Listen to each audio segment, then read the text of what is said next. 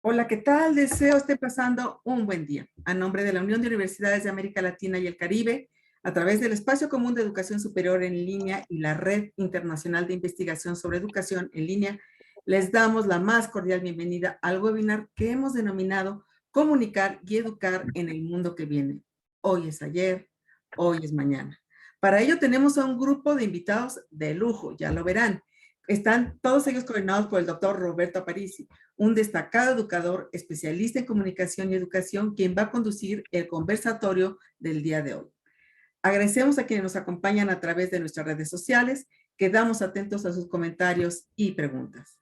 Roberto Aparici es creador y director del Máster Comunicación y Educación en la Red y del Máster Periodismo Transmedia, educomunicador crítico, creó una metodología pedagógica alternativa a los cánones tradicionales. Es un experto reconocido por la originalidad de sus planteamientos. Nos acompaña también Fernando Raúl Alfredo Bordiñón, profesor adjunto de la Universidad Nacional de Luján y profesor asociado de la Universidad Pedagógica Nacional de Argentina, licenciado en Sistemas de Información, magíster en Redes de Datos y doctor en Educación. Alicia Mabel Holguín, profesora de Castellano, Literatura y Latín, licenciada en Educación, área de desempeño de formación docente, actualmente rectora del Instituto Provincial de Educación Superior Paulo Freire en Río Grande, Tierra de Fuego, Argentina. Michelle Hochman, profesor de Educación y profesor adjunto de Medios, Cine y Comunicación en la Universidad de Lakehead en Orillia, Canadá. Activo en la enseñanza de la educación en medios, tiene diversas publicaciones académicas y redes nacionales e internacionales.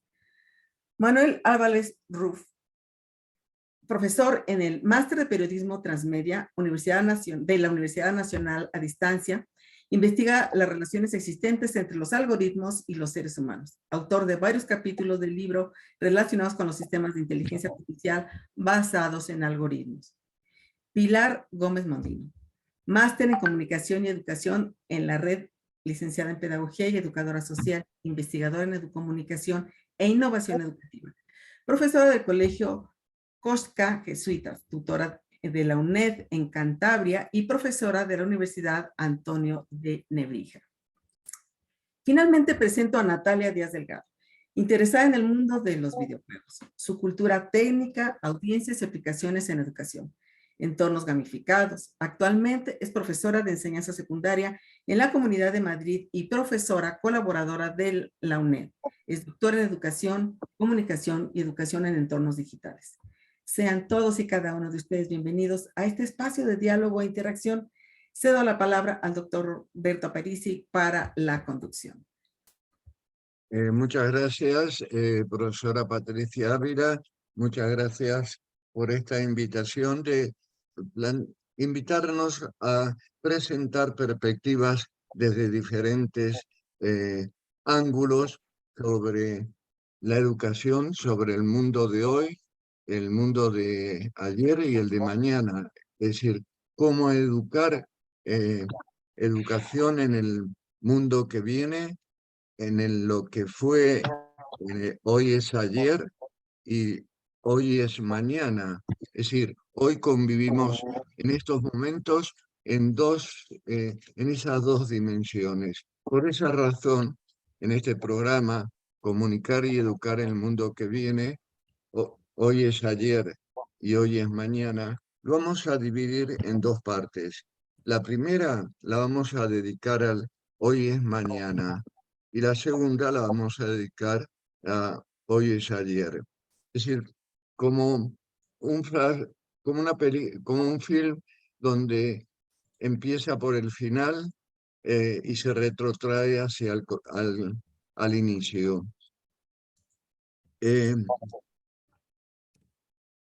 Pensando en cómo organizar esta cuestión que puede ser interminable y tenemos un máximo de 1 hora y media, vamos a empezar en esta cuestión, educar en el mundo que viene. La economía, es decir, como una mayor presencia y el mundo empresarial ven nuevas oportunidades de negocios en las instituciones que aprenden.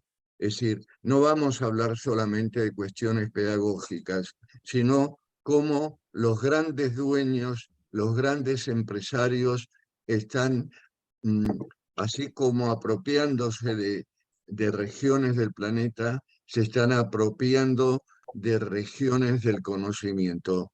Profesor Fernando Bordiñón, usted que es un especialista en este tema, que está trabajando en este tema, ¿nos podría ofrecer su perspectiva? Y pido, por favor, al resto del panel que expongan su punto de vista también. Bueno, buenas tardes. Muchas gracias a los anfitriones, a vos, Roberto, a los colegas y a todos los que nos están viendo en este momento. Bueno, es un placer dialogar, reflexionar con colegas en un presente, digamos, que es parte de un futuro que estamos construyendo, como decía el informático Alan Kay, al futuro lo construimos acá y ahora, porque si no es como creer que todo está determinado.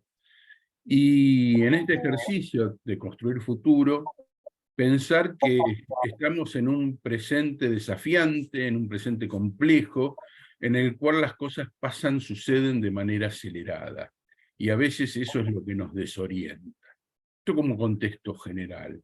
En particular, con respecto a tu pregunta, Roberto, el sector privado, el sector corporativo, de forma clásica, en su relación con la educación, ha tenido participación marginal. Ha sido proveedor de instrumentos para la educación, pizarrones, pizarras, construcción de edificios, provisión de material de libros, de editoriales, y bueno, y gestión de entidades educativas públicas, digamos. Pero desde hace más o menos, estimadamente, unos 15 años, empezó a emerger lo que se conoce como una industria global educativa. Una industria de la educación donde ya las corporaciones no se contentan o no quieren participar de esos negocios marginales, sino intentan ser actores centrales de los procesos educativos, ya sea en espacios informales como informales. Y en la educación también básica, obligatoria básica. Y ahí un poco empieza a estar el problema, porque ya estamos hablando de industrias que cotizan en bolsa, estamos hablando de industrias que son en ganancias, en volumen, son unicornios y hasta decacornios, como la empresa hindú Bijou, que provee contenidos educativos y servicios de ingreso a universidades, preparación de ingreso a universidades. Estamos hablando de mucho, pero mucho dinero en juego.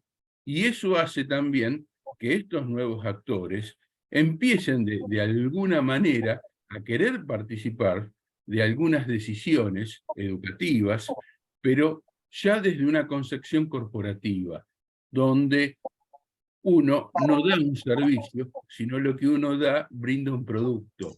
Uno no tiene un sujeto de derecho, sino uno tiene un cliente enfrente. Entonces, estos son los elementos que hoy están en discusión y que hoy merecen de alguna forma ser debatidos, primero por los gobiernos y segundo por las instituciones educativas y sus actores, para tratar de poder arreglar estas tensiones y poder tener una... Sí. Fernando, los políticos son cómplices al permitir esta entrada y nosotros también somos cómplices por no detenernos, por no decir hasta aquí llegamos, porque finalmente terminamos siendo empleados de esas empresas que controlan el conocimiento, por ejemplo, a través de las plataformas. ¿Quién puede agregar algo más acerca de la economía en la misma perspectiva que planteaba Fernando o desde otra perspectiva?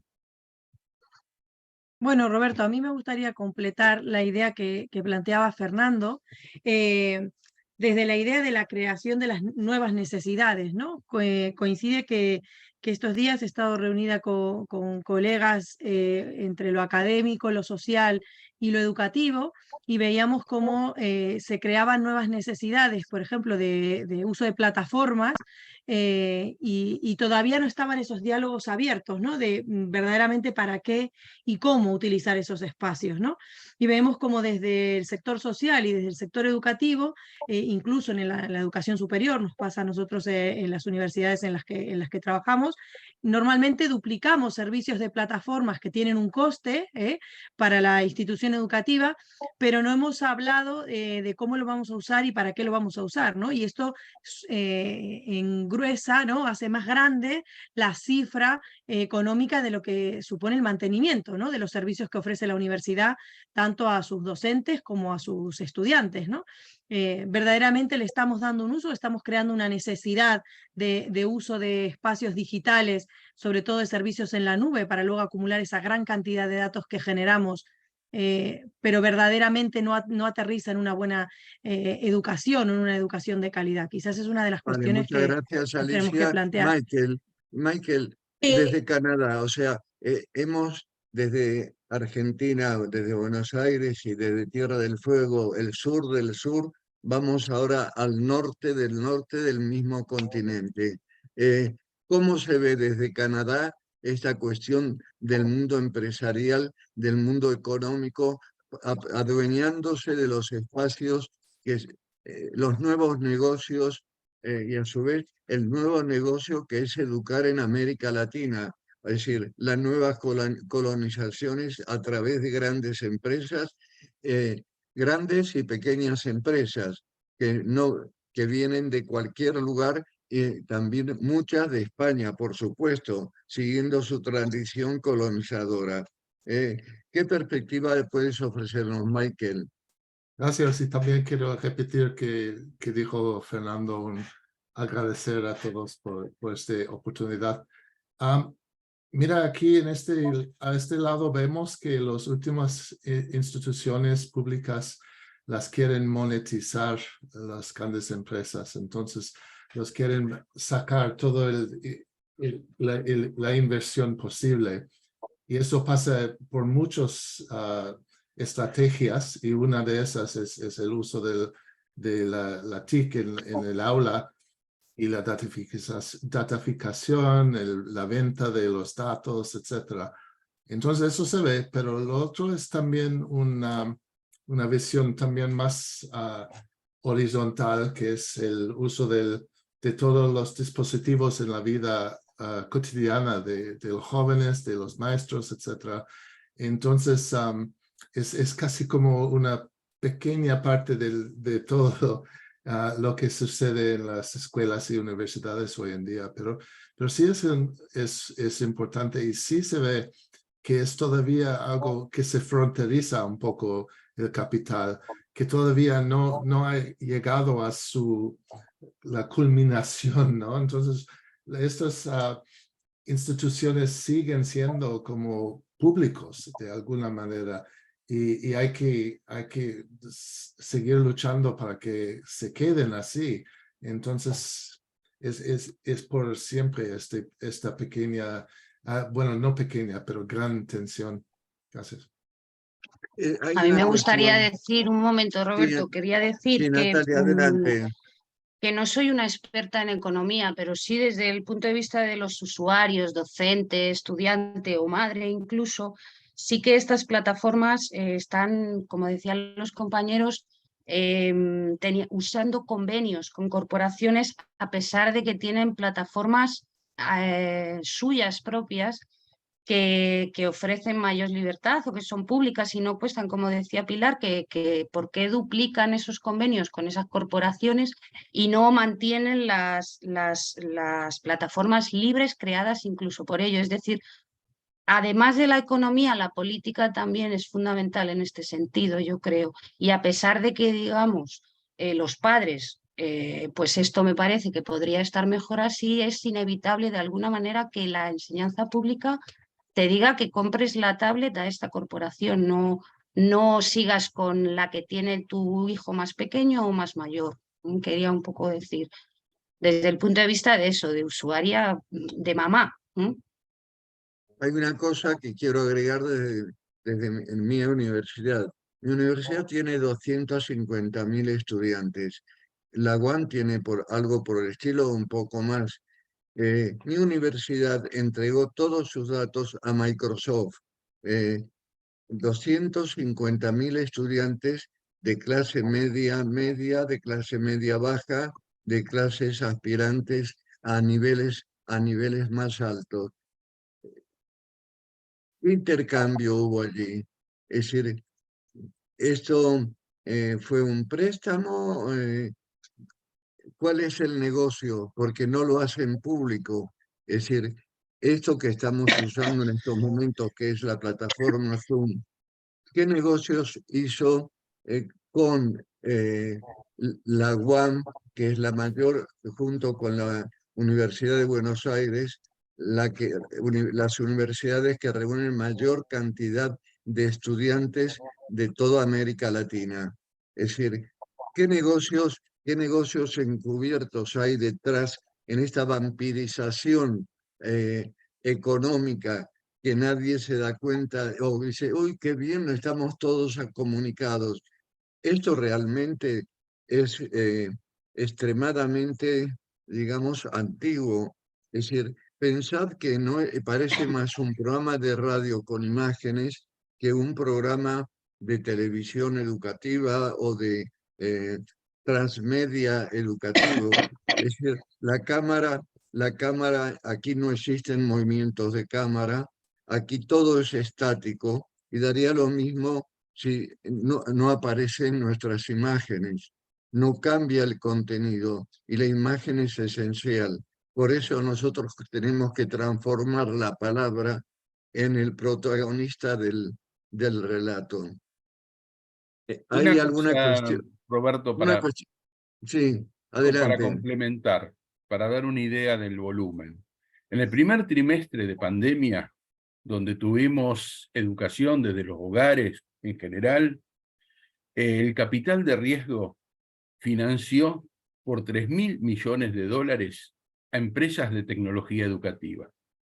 Y hoy nosotros, ese financiamiento masivo, hoy de alguna forma lo estamos pagando con creces porque las empresas tienen que recuperar eso y tienen que tener ganancia en su canon.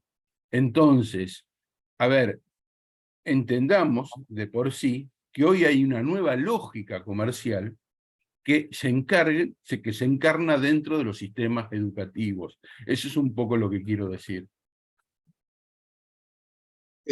Una cosa que te invito a ti que nos estás siguiendo desde cualquier lugar del planeta, eh, eh, piensa que las grandes empresas están haciendo los nuevos negocios con el sector educativo.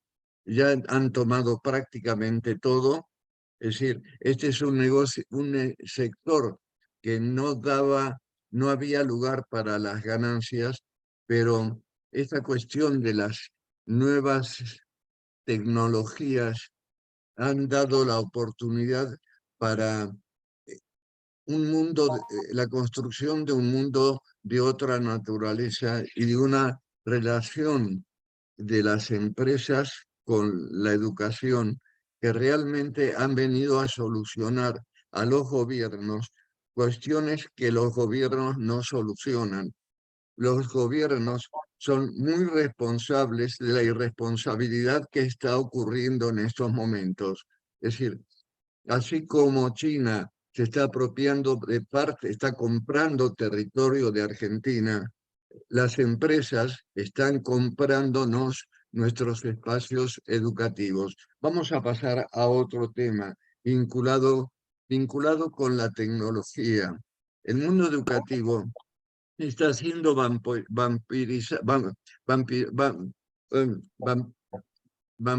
vampirizado por el desarrollo de nuevas herramientas y las grandes tecnologías. Buscan llegar a la población desde prácticas pilotos que alimenten la nube de datos. Todo preparado para una tormenta perfecta. Profesora Alicia Holguín, y de alguna manera profesores y profesoras todas. Y tú que estás desde allí, ¿quieres hacernos alguna cuestión, algún interrogante? Es decir, unirte a la protesta, unirte a la argumentación, hacernos las preguntas. Profesora Alicia Holguín, estas nuevas herramientas son la inteligencia artificial, entre otras. ¿Cuál es su punto de vista de el desarrollo de estas nuevas herramientas y el papel que cumplen en las instituciones educativas? Creo que es una pregunta que involucra a todo el grupo de invitados y invitadas. Adelante, Alicia. Sí, a mí me gustaría comentar en realidad que habiendo planteado los colegas un contexto amplio en torno del ámbito educativo y la inteligencia artificial, el poder que tienen las organizaciones privadas, digo, en términos políticos, ya que varios países latinoamericanos estamos frente a elecciones, ¿no? Cuando va ganando el territorio la derecha, estas políticas que pretenden ser públicas muchas veces se ven cercenadas y no nos permite acceder a que la educación sea verdaderamente pública, de calidad y con acceso a todos y a todas. Creo que esto es lo que hoy está en riesgo. Y en este marco me gustaría plantear 3 tipos de brecha que desde los ámbitos educativos tenemos que estar observando. Una brecha que tiene que ver con el ingreso que tienen los jóvenes, los estudiantes, hoy mismo a todas las aplicaciones, al chat GPT para el uso de la inteligencia artificial. Ese es uno de los ámbitos, una de las dimensiones. La otra tiene que ver con cierta resistencia que presentan los docentes en el aula para aprender o para utilizar las herramientas y pensar en una nueva manera de enseñar en este contexto actual, ¿no? Y la tercera tiene que ver con los grandes avances de los ámbitos universitarios que permanentemente están produciendo saber en torno a lo que está sucediendo hoy, pero ese conocimiento y esa producción se aleja muchísimo de lo que sucede hoy en las aulas. Entonces creo que es una vigilancia permanente que tenemos que tener en torno a lo que está aconteciendo y planteo volver a pensar el tiempo, la rapidez, la inmediatez en términos de decir, ya no soy un maestro, ya no soy un profesor, sino que lo tengo que pensar en una nueva dimensión temporal, que es el estoy siendo profesor, ¿no? En términos de filosofía cushiana, de este filósofo sudamericano, que plantea el estar siendo como una posibilidad temporal y espacial diferente. Creo que el desafío ese es el que tenemos que plantearnos hoy desde las escuelas, desde las aulas, desde la formación docente. Creo que a gritos la educación nos está pidiendo que incorporemos estas herramientas. Estas nuevas herramientas, esta cuestión que está tan de moda como la inteligencia artificial, ¿qué nos podéis decir acerca de esto? ¿Cómo se ha sacado de la manga en un determinado momento cuando la inteligencia artificial es un tema del que se viene trabajando desde hace tiempo y en estos momentos hace eclosión? ¿Por qué ocurre esto? Profesor Manuel Álvarez, profesor Bordiñón, profesora Pilar, profesor Michael. Bueno, un saludo, buenas tardes a todos, buenos días, buenas noches, dependiendo del lugar en el que estéis. Espero que me podáis escuchar bien.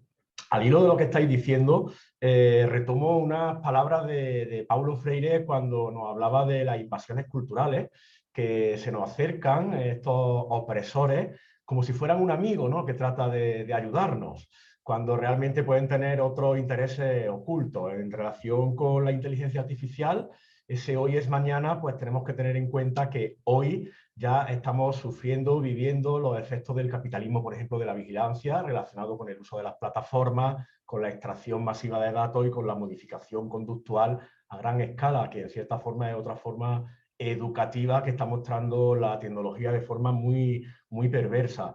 En relación también con la apropiación de la propia educación por parte de las empresas tecnológicas, ahora mismo se está utilizando mucho un formato educativo, sobre todo para el tema de ciencia de datos, algoritmos, inteligencia artificial, que son los cuadernos Jupyter.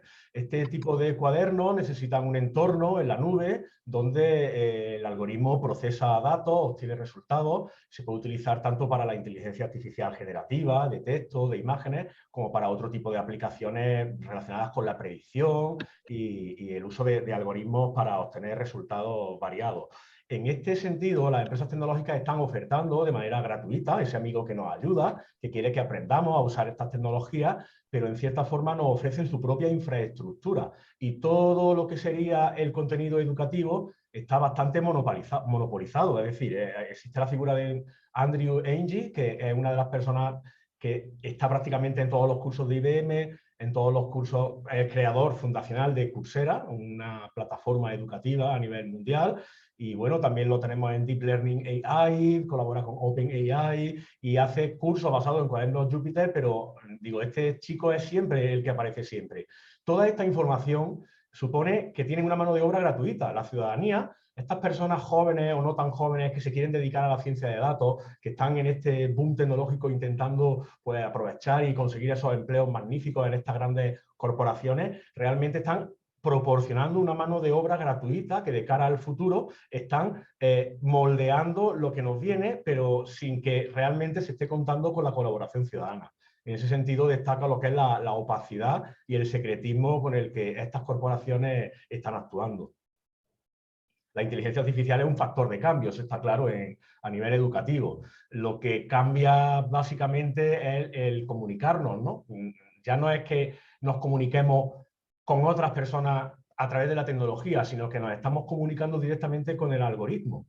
Es otra de las cuestiones que comentaba con los compañeros, que hace un tiempo se decía, hay estudios que las personas estamos perdiendo capacidad de expresión a la hora de comunicarnos con los algoritmos, directamente con la máquina, como puede ser el motor de búsqueda de Google, a la hora de escribir indicaciones, acortando las palabras, intentando clasificar según las categorías que el propio algoritmo utiliza. Y ahora, cuando estamos en un mañana que implica un desarrollo de una ingeniería de peticiones para que el algoritmo nos dé una respuesta adecuada, unos textos válidos, unas fotografías que son las que estamos buscando, pues resulta que hay carencias a nivel educativo en la ciudadanía porque no se sabe, no tenemos capacidad de expresión suficiente. Así que tenemos una especie de balanza en la que la tecnología parece que está haciendo perder algunas habilidades si no tenemos la educación adecuada, y por otra parte, esa educación es necesaria para poder aprovechar al máximo las oportunidades que ofrece esa tecnología, ya sea a nivel educativo o a nivel social. ¿Alguna otra perspectiva en el grupo? Yo me gustaría decir que, igual que dice Manuel, que muchas de estas empresas tienen mano de obra gratuita, que es una de las cosas más, bueno, que encima ganen dinero de los consumidores, un poco. En el caso de las industrias del videojuego también pasa esto. Muchos de los errores que aparecen en los videojuegos son solucionados por esos jugadores en la red y además se benefician de ello constantemente. Entonces, es el trabajo gratuito en una industria global, es decir, todos ellos utilizan estas técnicas para atraer y encima para arreglar sus productos. Yo quisiera comentar algo. La inteligencia artificial en la educación tiene diversas posibilidades, tales como asistencia a estudiantes, servicios de personal académico, respuestas a preguntas frecuentes, rapidez y eficiencia en la información y la comunicación, pero también ofrece asistencia por medios virtuales, en fin, tiene una serie de ventajas, ¿no? Todos los avances e innovaciones tecnológicas tienen sus ventajas y sus riesgos, y si no se emplean adecuadamente, donde la mediación pedagógica es importante. Con ello me refiero a la tarea de promover y acompañar los aprendizajes. No se trata solo de emplear la tecnología porque está allí, porque la tenemos a la mano, sino de reflexionar sobre su utilidad. Creo que de ninguna manera debemos descalificar semejante innovación, pues se trata de un recurso que enriquece la labor educativa, se debe dimensionar, tener presente que se trata de un robot, hablando del chat GPT, cuya tarea es transmitir información, el conocimiento, bien sabemos que lo generamos nosotros a partir del análisis y el procesamiento de aquello que nos proporciona, del valor y uso que se le dé o que se le pueda dar a los datos. Esta apropiación de los recursos tecnológicos, insisto, debe ser acompañada de creatividad, de desarrollo de competencias y de dinámicas de formación. Me parece que es importante que la educación superior se involucre en el desarrollo de estas herramientas y revisar la parte ética, no solamente la técnica, tener en cuenta las posibilidades de regulación por medio de legislación, considerar también la filosofía del proceso transhumanista que esto conlleva. Hay una gran cantidad de campos que se abren con la llegada de la inteligencia artificial, algo que en lo personal lo llamo una oportunidad.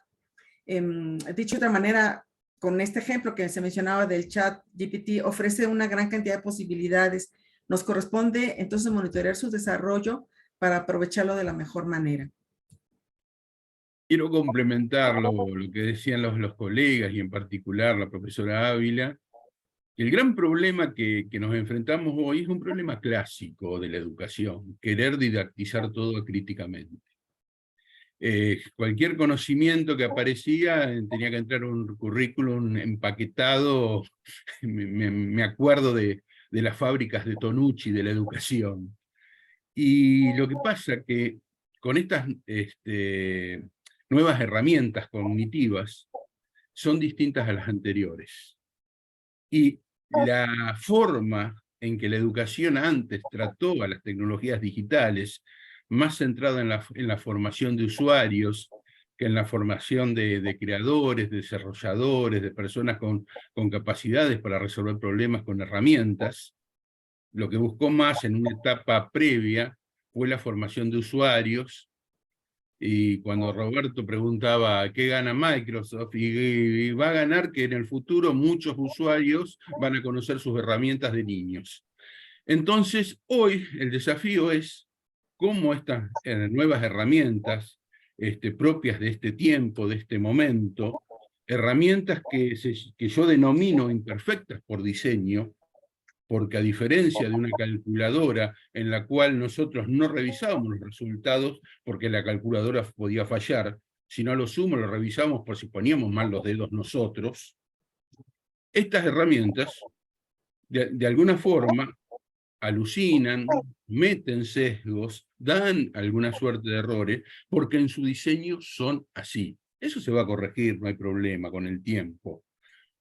Pero por un lado eso, y por otro lado, el tema de que estas herramientas son como navajas suizas.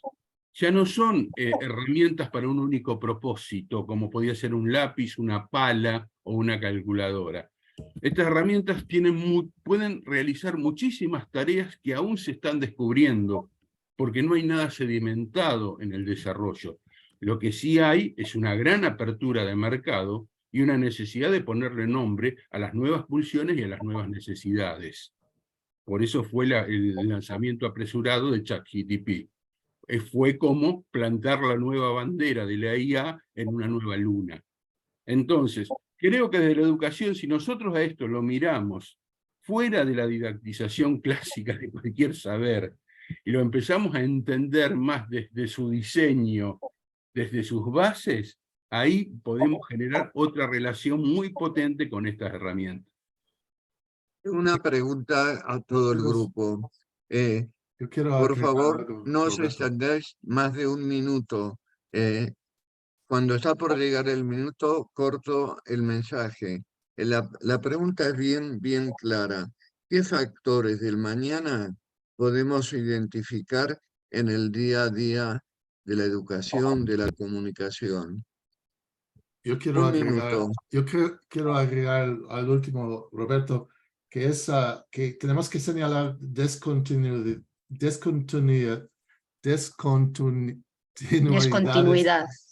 y continuidades, ¿no? Y entonces puede ser una distracción esto de la inteligencia artificial, porque lo que sí continúa es la datificación, ¿no? Entonces es como una fábrica que tenemos en todas las instituciones educativas, que estamos procesando estudiantes y convirtiéndolos en datos, ¿no? Y eso continúa. Entonces es tipo como diferencia entre horno y microondas. Es como sí hay una diferencia grande, sí son resultados totalmente diferentes, implicaciones muy importantes, pero sin embargo hay algo que sigue siendo, ¿no? Y eso para mí une las dos partes de la discusión hasta este momento. Sí, muy acertado, Michael. Es como ante cada nueva tecnología dijéramos, sí, buena, sí, buena, sí, buena.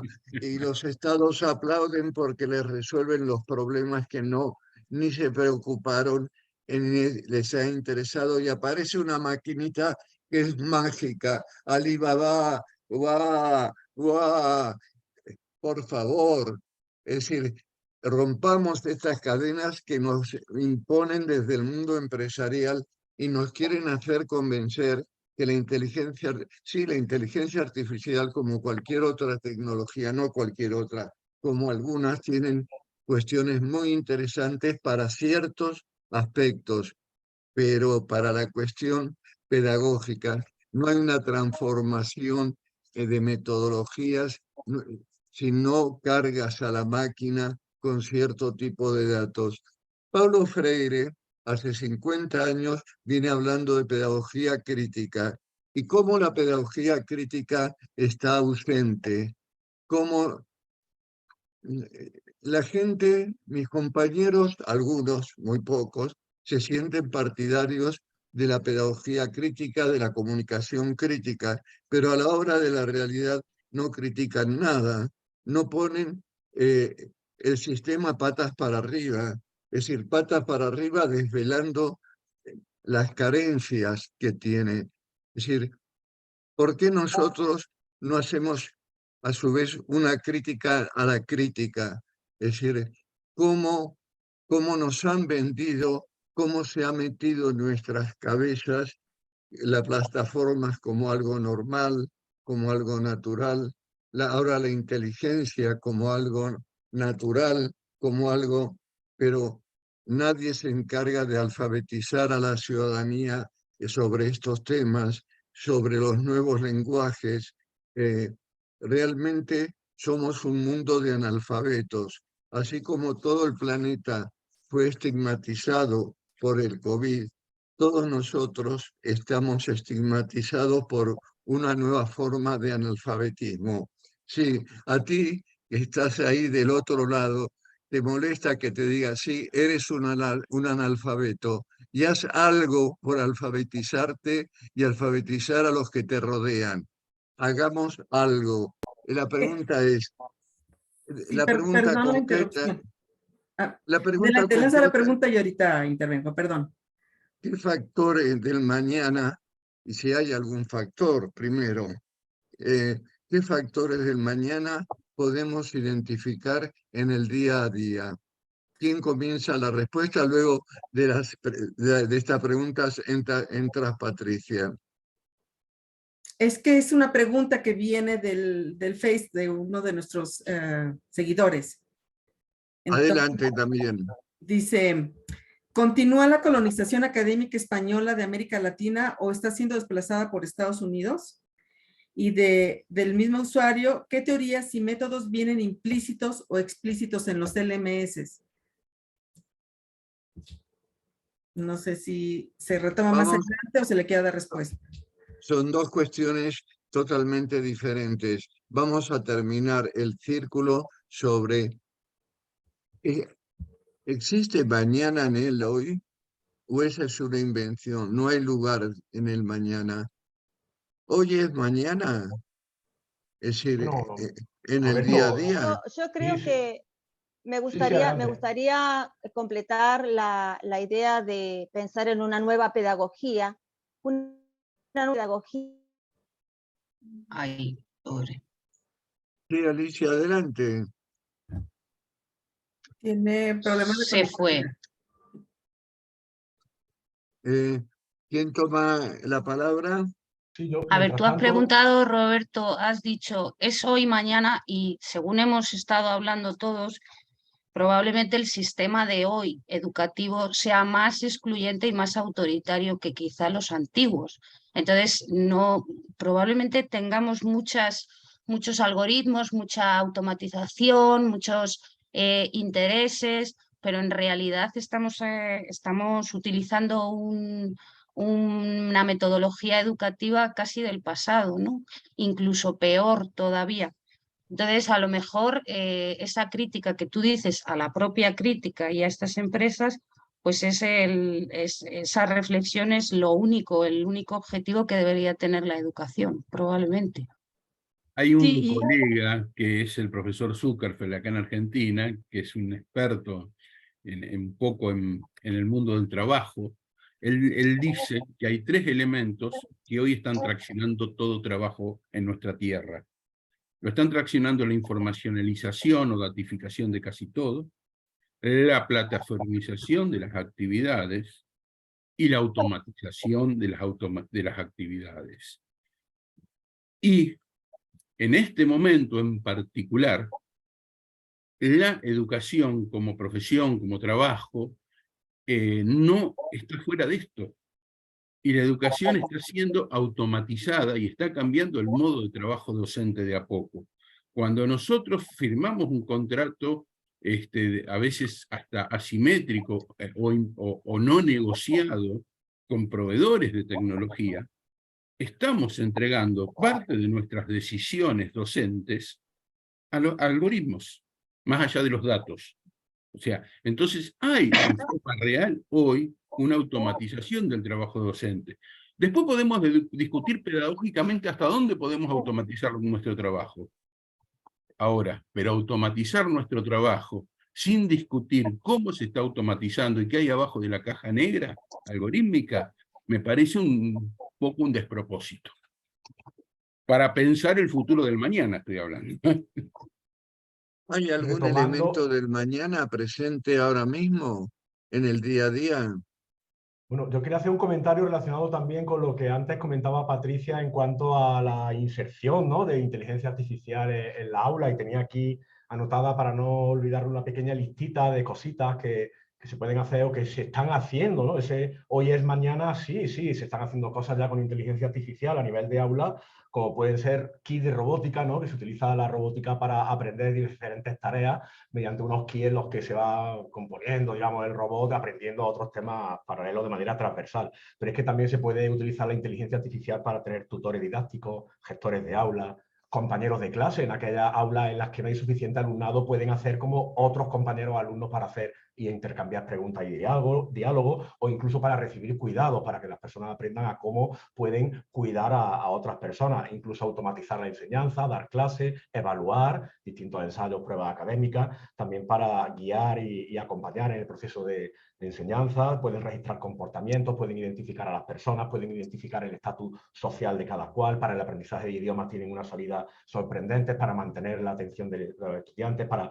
establecer vínculos sociales y muchas tareas de automatización, que es uno de los factores también clave, como ha dicho el compañero Fernando, puesto que hay sistemas de aprendizaje personalizados específicos, se analiza el aprendizaje, los chatbots se irán utilizando ya mucho tiempo como guía, consejo, evaluación automatizada. Pero claro, si ahora nos vamos, por ejemplo, a Twitter y vemos opiniones de expertos que están introduciendo este tipo de sistemas en aulas o en otros contextos, ya sea empresariales y demás, pues no existe un consenso sobre los riesgos, que anticipaba Patricia, y que es uno de los factores del mañana que están aquí presentes, pero quizás no lo estamos viendo y hay que atender. ¿Cuáles son los riesgos realmente en cuanto a lo que son impactos que pueda tener en la ciudadanía de forma negativa, ya sea por discriminación o por otros motivos? Así es que esos riesgos pues, son necesarios afrontarlos y no lo estamos viendo. Son parte del mañana porque nos influyen hoy y nos vamos a dar cuenta cuando esos efectos sean mucho más visibles. Profesora Pilar, la veo muy callada. ¿Cuál es su perspectiva? bueno, yo comparto con algunos compañeros y quería volver a una idea, a un comentario que hizo la profesora Natalia, porque compartimos el aula sobre todo de la misma etapa educativa, ¿no? Que creo que no solamente la gran diferencia, como decía, ¿no? El sistema educativo es incluso menos flexible o incluso a veces es más censurador, ¿no? De algunas cosas, sino que hay tanta disincronía con lo que pasa en las puertas para afuera, ¿no? Los relatos son tan complejos de las historias de vida, de las problemáticas, de la realidad, de lo que es hoy la vida de un ciudadano, de una ciudadana de una edad adolescente, ¿no? Que quizás por eso el intentar seguir con este formato tan lineal hace que las distancias sean aún más grandes, ¿no? Que lo que nos imponen en el sistema para que todos hagamos unas planificaciones, unas programaciones, unas situaciones de aprendizaje, todos iguales, y eso ahora mismo choca mucho más con la velocidad del cambio, las nuevas herramientas, ¿no? No es que sean grandes cambios lo que se proponen, ni un sistema educativo extremadamente nuevo, no, sino que la propuesta se queda como muy distante, ¿no? Con la realidad ¿no? Hablamos de, vamos a prohibir el uso de dispositivos móviles en las escuelas, pero pasan por la puerta y lo tienen encendido o lo necesitan llevar en el cuerpo, en un bolsillo Exacto. del pantalón, porque si no pierden una parte de su identidad. Entonces, ¿de qué estamos hablando? Vamos a hablar verdaderamente del problema en sí, ¿no? De que necesiten o sientan parte de esa tecnología de su existencia, de su relación con los demás y con los iguales y con su familia y de su situación de seguridad, ¿no? Igual el problema es ese, no tanto si el dispositivo está dentro o fuera. Al final, si está dentro o fuera, lo único que intentamos es esquivar el problema, ¿no? Esquivar la bola desde la puerta hacia afuera.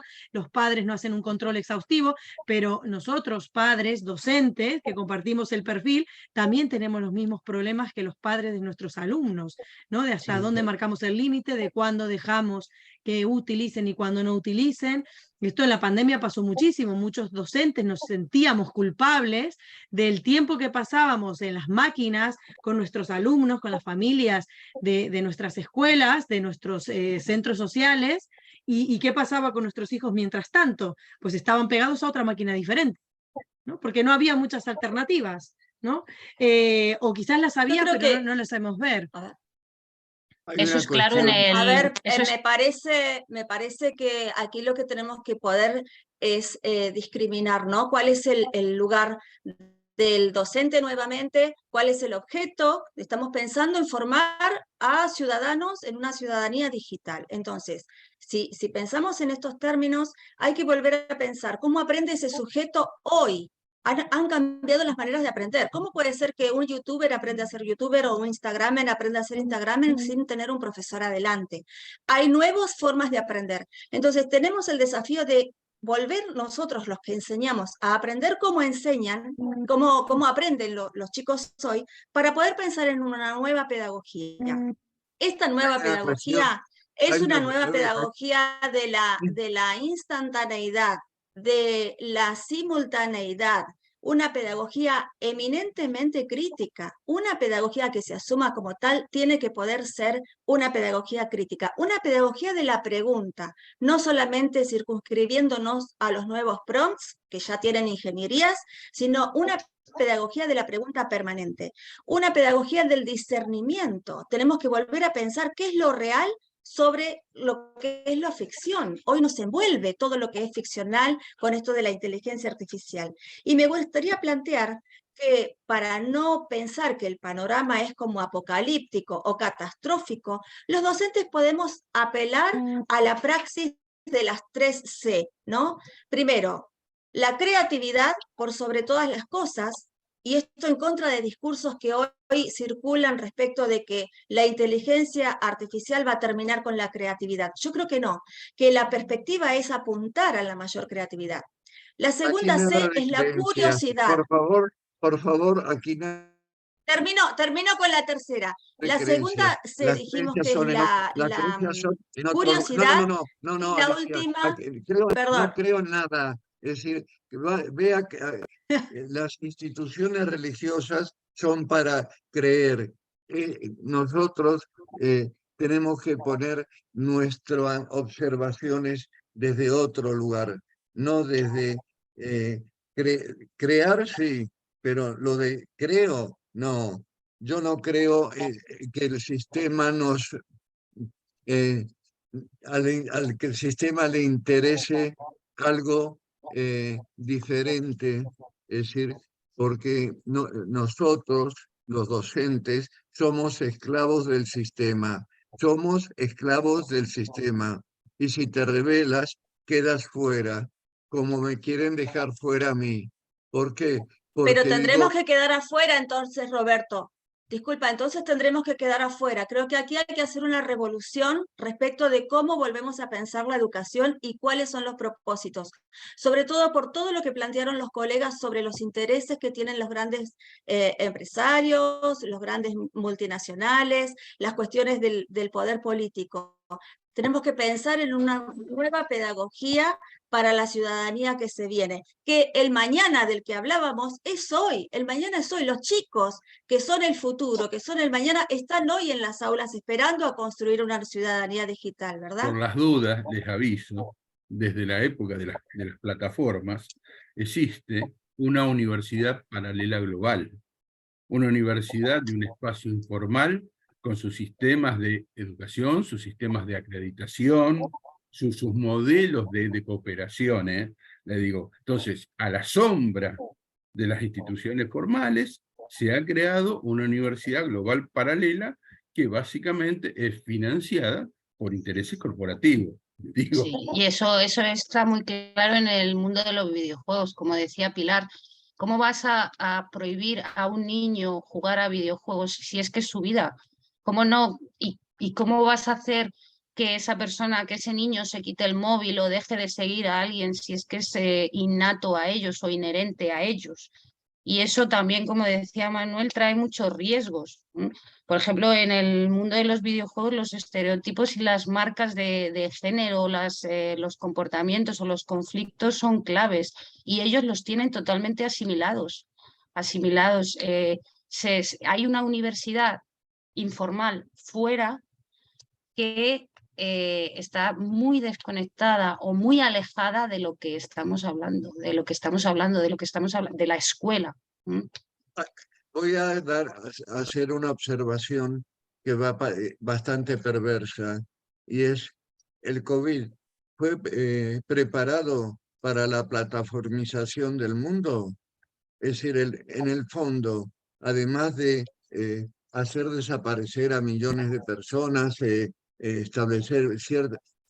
¿Cuál es qué objetivo económico, además de las vacunas, etcétera, etcétera? Pensad que el COVID es el que dio lugar a la plataformización del mundo. O sea, en el año 19, 20, 21 se expande a nivel planetario como el COVID. Qué curioso, ¿no?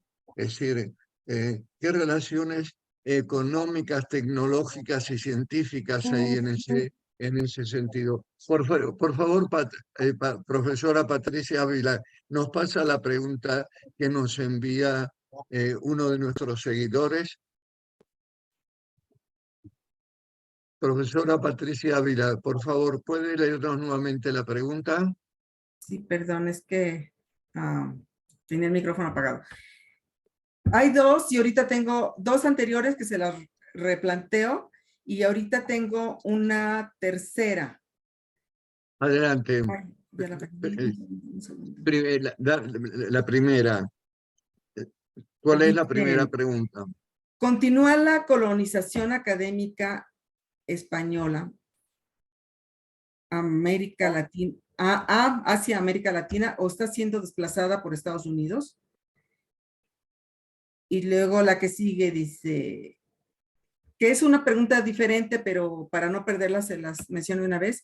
¿Qué teorías y métodos vienen implícitos o explícitos en los LMS?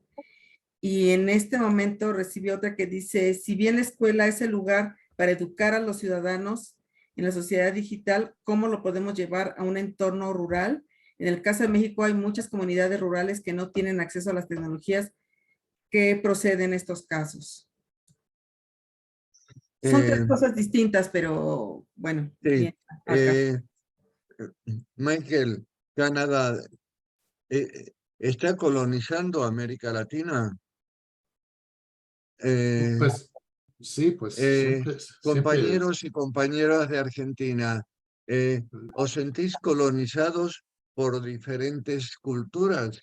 Yo digo, desde España estáis siendo, América Latina está siendo colonizada en aspectos muy concretos y con, no solamente con bibliografía, sino con tecnología y con grupos de trabajo, especialmente en el área de la educomunicación o de la educación mediática. Sí, hay colonización. La colonización española no ha terminado. Ya el malo de la película no es Estados Unidos. El malo de la película para América Latina es, al mismo tiempo, cada país de América Latina que trabaja contra su propio país, las corrientes colonizadoras y económicas norteamericanas y españolas. La española es muy fuerte por la tradición que tenemos para América Latina, que España sea su madrastra, pero la madrastra mala del cuento. Es decir, se queda solamente en el relato del siglo XV. Las nuevas formas de colonización que hace España son de otra manera, y llega a los públicos que tienen posibilidad de mover a la población. Les interesa universidades, les interesa centros de investigación para colonizar a su vez la propia perspectiva de investigación que está desarrollando. O sea, la pregunta es no solo para que haya un colonizador, tiene que haber países que quieran ser colonizados y asimilen la colonización. Y muchos de los países de América Latina aceptan con creces ser invadidos, ser colonizados, sobre todo lo consideran como un prestigio. Lamentablemente ven como un prestigio estar colonizado por otra cultura. Esta es mi perspectiva desde mi dimensión de director adjunto en el máster de periodismo transmedia, de haber sido director del máster de comunicación y educación en la red. Es decir, el objetivo es vampirizar, chupar, atrapar, no dejar ningún rasgo de las culturas nacionales. ¿Cómo lo ves, Michael, con las culturas aborígenes? Pues, pero no hay que generalizar tanto porque la verdad es que es un país dominante en este hemisferio Canadá, ¿sí? Y quizás no tenemos la misma línea de cultura política que tiene Estados Unidos, pero con las minerías, con los bancos, somos explotadores, ¿no? Entonces, hay mucha influencia bastante negativa desde el norte. Entonces, si sea imperialismo, si sea colonización, sí hay. Pero a la vez hay también espacios y espacios diálogo. Y una que pues señalas ahí es entre los pueblos originarios. Y estoy ahora ayudando a unos grupos en Canadá y México, porque por el hecho de hablar español, ¿no? Y lo que me interesa es un poco que la perspectiva decolonizador es distinto, ¿no? Y exactamente donde estamos señalando, que es muy económico y político desde la perspectiva latinoamericana. Y aquí es más sobre pensamiento y quién domina más en la identidad y la cultura y la historia. Entonces tiene más que ver con la narrativa y la manera en que las historias que han habido, ¿no? Entonces la descolonización es metodológica, es también de identidad, etcétera. Y pues en este diálogo que hay, esos son los espacios de optimismo a veces, de vez en cuando, ¿no? Los pequeños espacios que abren. Pero sí, la dominación tremenda y horrorosa, ¿no? Eso hay que identificarlo. ¿Cómo veis, Fernando, Alicia, la cuestión de la colonización. ¿Os sentís colonizados? No solamente, bueno, por supuesto, por los medios de comunicación, obvio, pero a nivel educativo, a nivel cultural. A ver, Muy breves, por favor. desde mi punto de vista, Argentina ha tenido una tradición bastante librepensadora y crítica de la educación y se ha acogido mucho a miradas desde el sur, a miradas, digamos, que tratan de pensar más una soberanía pedagógica. Esa es mi opinión de lo que pasa por aquí. Y con respecto a la tecnología, creo que nos está faltando un poquito más de rosca a los educadores, trabajar más sobre pensar las tecnologías antes que escolarizarlas. Pensarlas para qué, el cómo, el por qué, bajo un manto de una concepción soberana tecnopedagógica. Alicia, desde la Tierra del Fuego, el sur del sur, ¿cómo veis el tema de la colonización? El pueblo Dona era el pueblo aborigen, fue destruido por la cultura, la propia cultura argentina y por los ingleses. Es decir, es la destrucción de toda En una... realidad, yo creo que disiento un poco con la perspectiva colonial que planteas respecto de los pueblos de América Latina. Creo que estamos asistiendo nosotros a una decolonialidad permanente, pues las nuevas pedagogías críticas que están presentes en los nuevos planes de estudio de la formación docente justamente plantean una criticidad constante a la perspectiva colonialista imperial, la colonia de España. Digamos, nosotros hemos sido colonizados hasta en la concepción temporal, en la concepción espacial. Tenemos todavía conflictos con nuestros pueblos originarios, pero hay una fuerte tendencia a la decolonialidad, a una pedagogía decolonial que ya está siendo una realidad en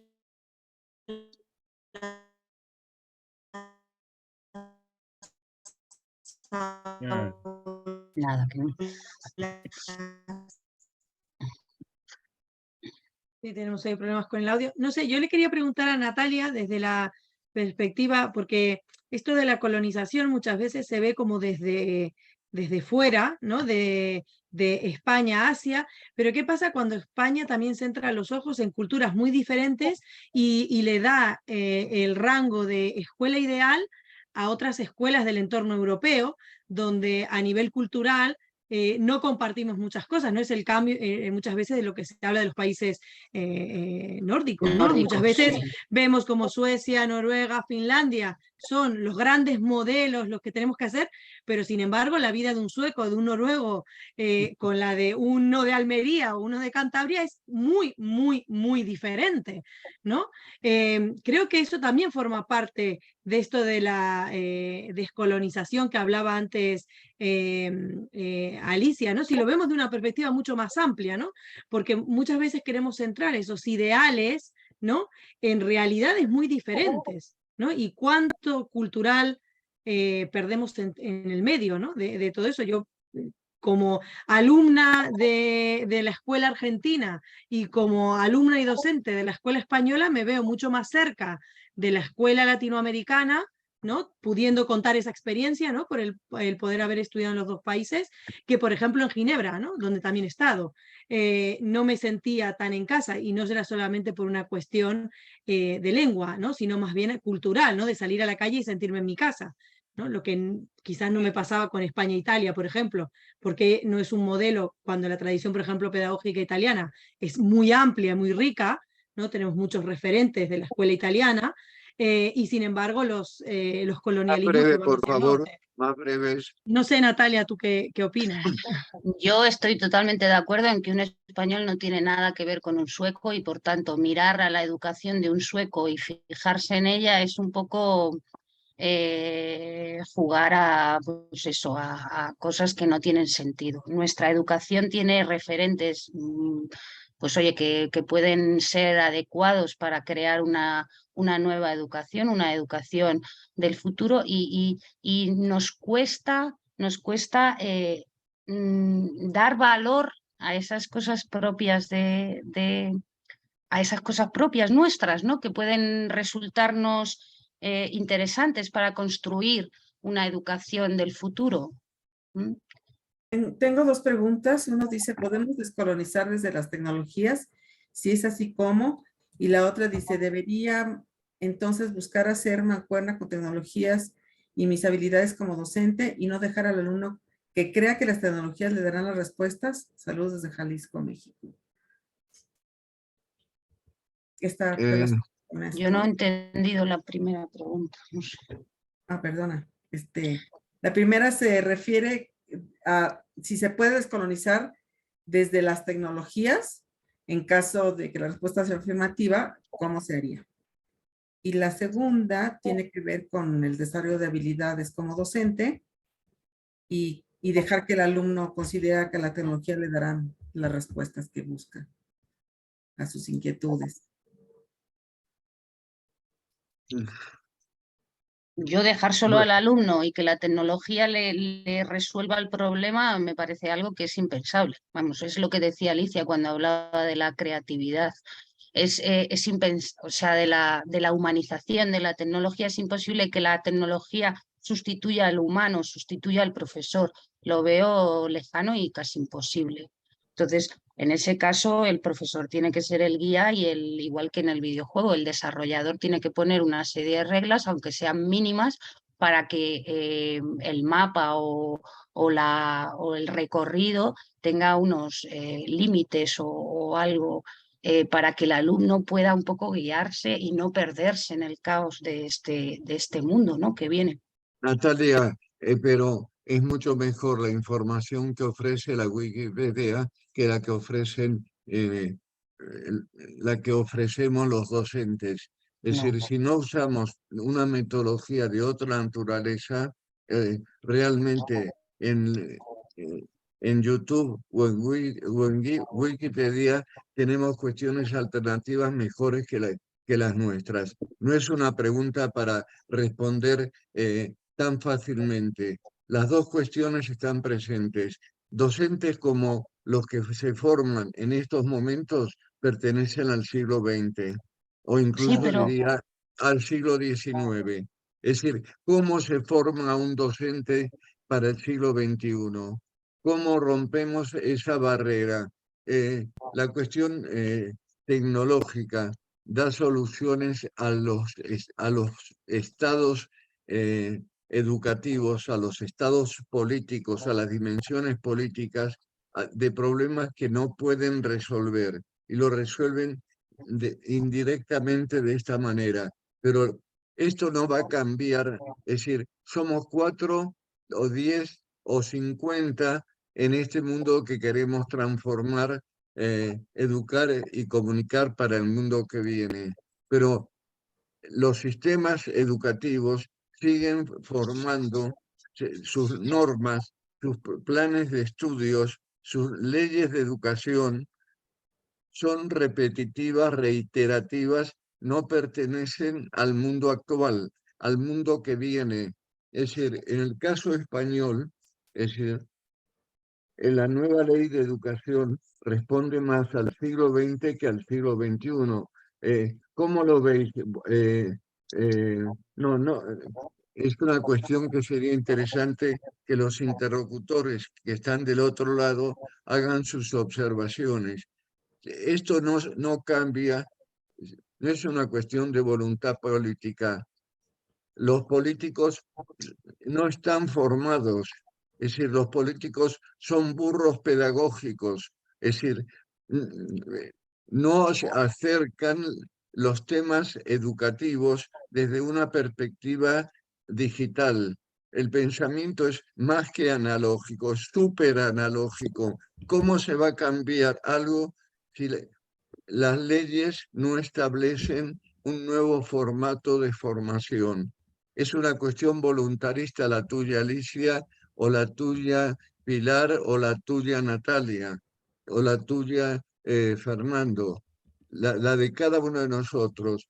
Llevo 40 años luchando por otra educación, es decir, por introducir a una cuestión medianamente crítica. ¿Por qué la crítica no entra en las instituciones educativas a pesar de que todos, bueno, dejemos de hablar de Freire, por favor, porque realmente es el más nombrado y el menos puesto en práctica su metodología escasamente ha sido puesta en práctica a nivel mundial. Profesor Michael Hosman, usted hace una pregunta interesante sobre la crítica. ¿Existe realmente la posibilidad de la crítica o la crítica es una invención? Ya sea para el mundo que viene o para el mundo de ayer. No, pues como sabes, yo en términos de las conspiraciones me he dado cuenta que hay una gran apropiación de la palabra crítica. Entonces, lo crítico es siempre como perspectivas, punto de vista, y la crítica de una nueva derecha es como totalmente holístico y capta todo, ¿no? Entonces es muy difícil volver a un momento que se dice, pues, lo único que hay que hacer es pensar críticamente, ¿no? Pues exigimos un pensamiento crítico porque todo el mundo va a decir, sí, pues sí, es verdad, todos pensamos críticos. Entonces, bueno, en la historia del occidental, al menos crítico, también ha sido redundante porque pensar críticamente es juzgar las situaciones, ver los datos y hacer alguna decisión informada, ¿no? Entonces es pensar. No hay que pensar dos veces, no hay que pensar críticamente porque es solo pensar y no solo recibir como es. Y esto ha sido la tarea de educación mediática, ¿no? Y hoy en día, no sé que hablamos tanto de un futuro y un pasado, tenemos un problema de corto plazo, largo plazo y también como digamos espejo retrovisor, ¿no? Entonces estamos viviendo, como dice el inglés teórico Raymond Williams, estamos siempre viviendo con elementos emergentes, dominantes y residuales. Entonces estamos siempre viviendo en un futuro y un pasado. Lo que pasa es que estamos totalmente convencidos que somos más nuevos que la otra generación y tenemos la prueba siempre con nosotros. Hay alguna nueva máquina, algún dispositivo que da prueba absoluta, como inteligencia artificial. Eso prueba que nunca ha habido una generación tan especial como la nuestra.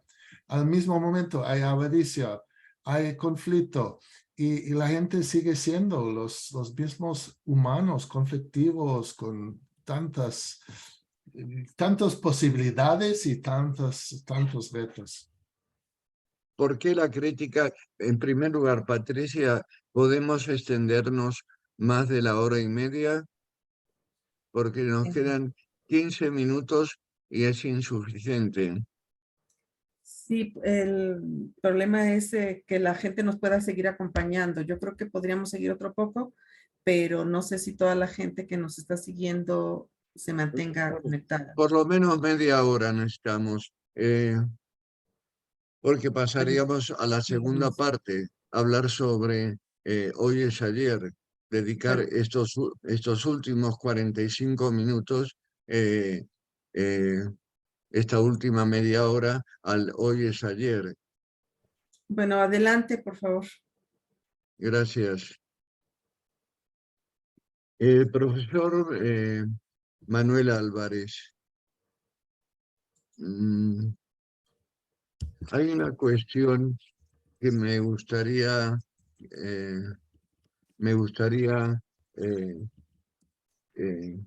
si puede aproximarnos a esa cuestión, y es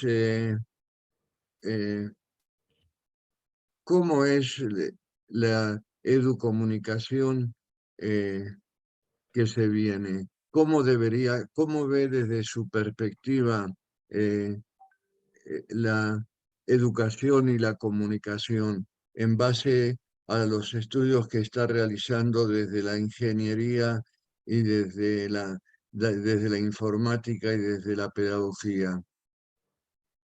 Bueno, Roberto, la pregunta tiene tarea.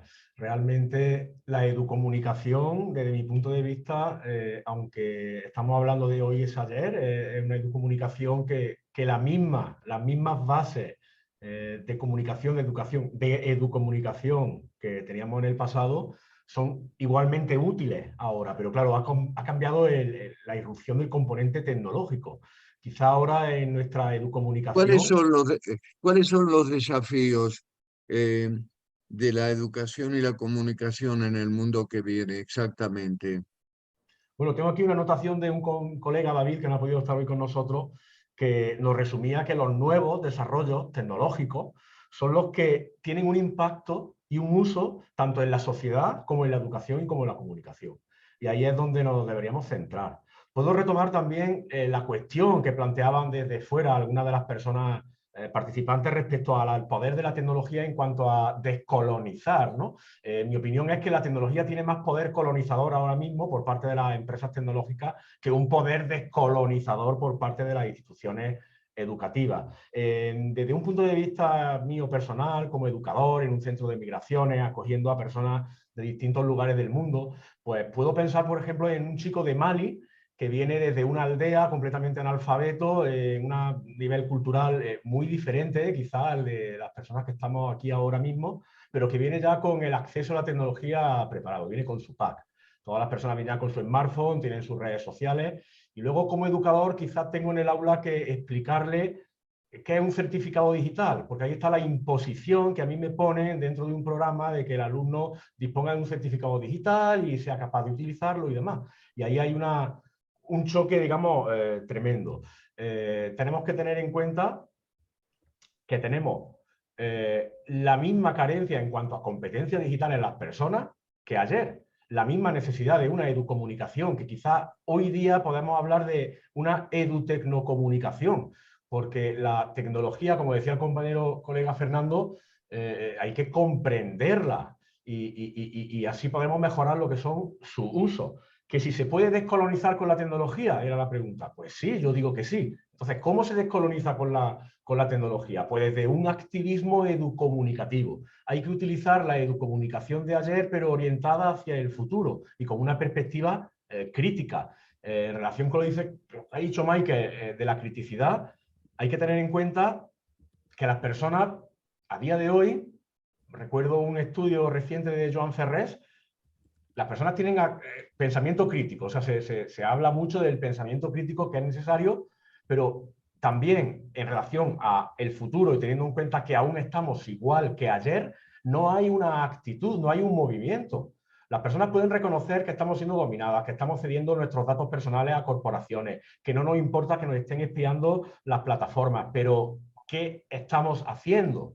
Y ahí está la clave del resorte.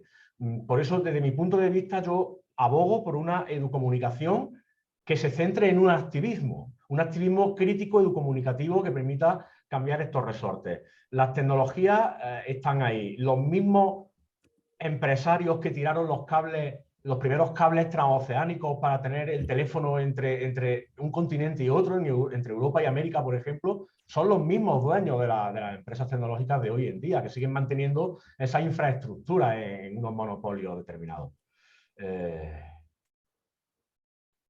Podéis continuar con el tema, quiero dejarlo así por ser breve. Sí. ¿Cuáles son los desafíos a los que nos enfrentamos? Los desafíos centrales desde tu perspectiva. Bueno, el hacer frente a la automatización, la automatización que la tecnología permite, tiene distintas facetas. Podemos hablar de automatizar la enseñanza en el aula, pensando más en el futuro, o podemos hablar de la automatización en la vida diaria de la toma de decisiones. Hay que tener en cuenta que la tecnología, además de afectar a los procesos educativos dentro del aula, también está afectando a los cambios culturales, a las costumbres, a los hábitos que las personas llevan a cabo diariamente. Y hay que atender esas dos cuestiones y eso es todo un desafío.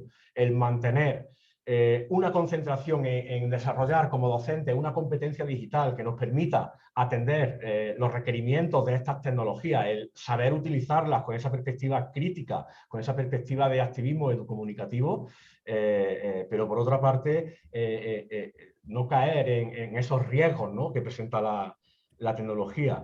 Estamos en un cambio de paradigma. Ahora mismo hay que tener en cuenta que nos basamos en la incertidumbre, en la teoría del caos que proponía Roberto al comenzar hoy esta charla, pero también en una incertidumbre, en una aceleración, un mundo acelerado que también Fernando lo comentaba antes, un mundo fragmentado con una incertidumbre muy elevada y ante esa incertidumbre no tenemos certezas, no tenemos porqués, no tenemos las causas de las cosas, pero la ciencia de datos nos está permitiendo obtener un montón de predicciones, de resultados, de correlaciones que se imponen, la evidencia de la correlación se impone ante las diferentes causas.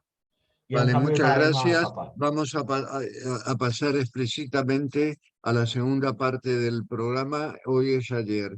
¿De qué manera las prácticas que se realizan hoy en las escuelas, en los institutos, en la universidad, pertenecen más al pasado, pertenecen más al siglo XX? Profesor Fernando Gordiñón, ¿qué nos puede decir al respecto? ¿De qué manera está presente el pasado en el día a día de su universidad o de las universidades que usted conoce? Primero, el pasado es lo que nos trajo hasta acá. Si somos capaces de estar discutiendo esto, discutiendo este mundo, lo estamos no porque vinieron marcianos y hemos replicado a marcianos. A ver, que estamos en un momento en el cual hay aceleración de conocimientos, aceleración de industrias, aceleración de un capitalismo como negocio, que hace que haya un cóctel en el cual, como un dilema gramsciano, lo viejo en educación no termina de morir y lo nuevo todavía no empieza a tomar una forma definitiva, y ahí en ese medio estamos viviendo nosotros, nuestro presente, que es el futuro que tratamos de labrar. Entonces, lo que quiero decir es que tengo una fe importante a los docentes, a la comunidad, a los actores educativos. Sí veo una diferencia con las políticas educativas. Me parece que las políticas educativas les falta más conocimiento pedagógico y del mundo de este presente. Y también quiero que en estos momentos de incertidumbre hay que volver a los referentes, hay que buscar los referentes, y yo solamente me quedaría con algo muy breve que es el colega fallecido Jesús Martín Barbero, donde a principios de los 2000, él en muy pocas carillas nos habló de los nuevos modos de circulación del saber, y cómo estos nuevos modos de circulación del saber, donde rompen con los mediadores tradicionales de la educación, cómo están afectando cómo están afectando básicamente nuestras formas de aprender, nuestra relación con el conocimiento. Muchas Creo gracias. que ahí tenemos una clave. Por favor, profesora Pilar Gómez, ¿qué nos puede decir en este sentido? Bueno, creo que en primer lugar, ¿Qué prácticas pedagógicas del pasado están presentes en el día a día? ¿Cómo hoy es igual que hace 20 o 30 años? bueno, creo que en primer lugar tenemos que ir al imaginario colectivo y pensar qué nos imaginamos por una clase, ¿no?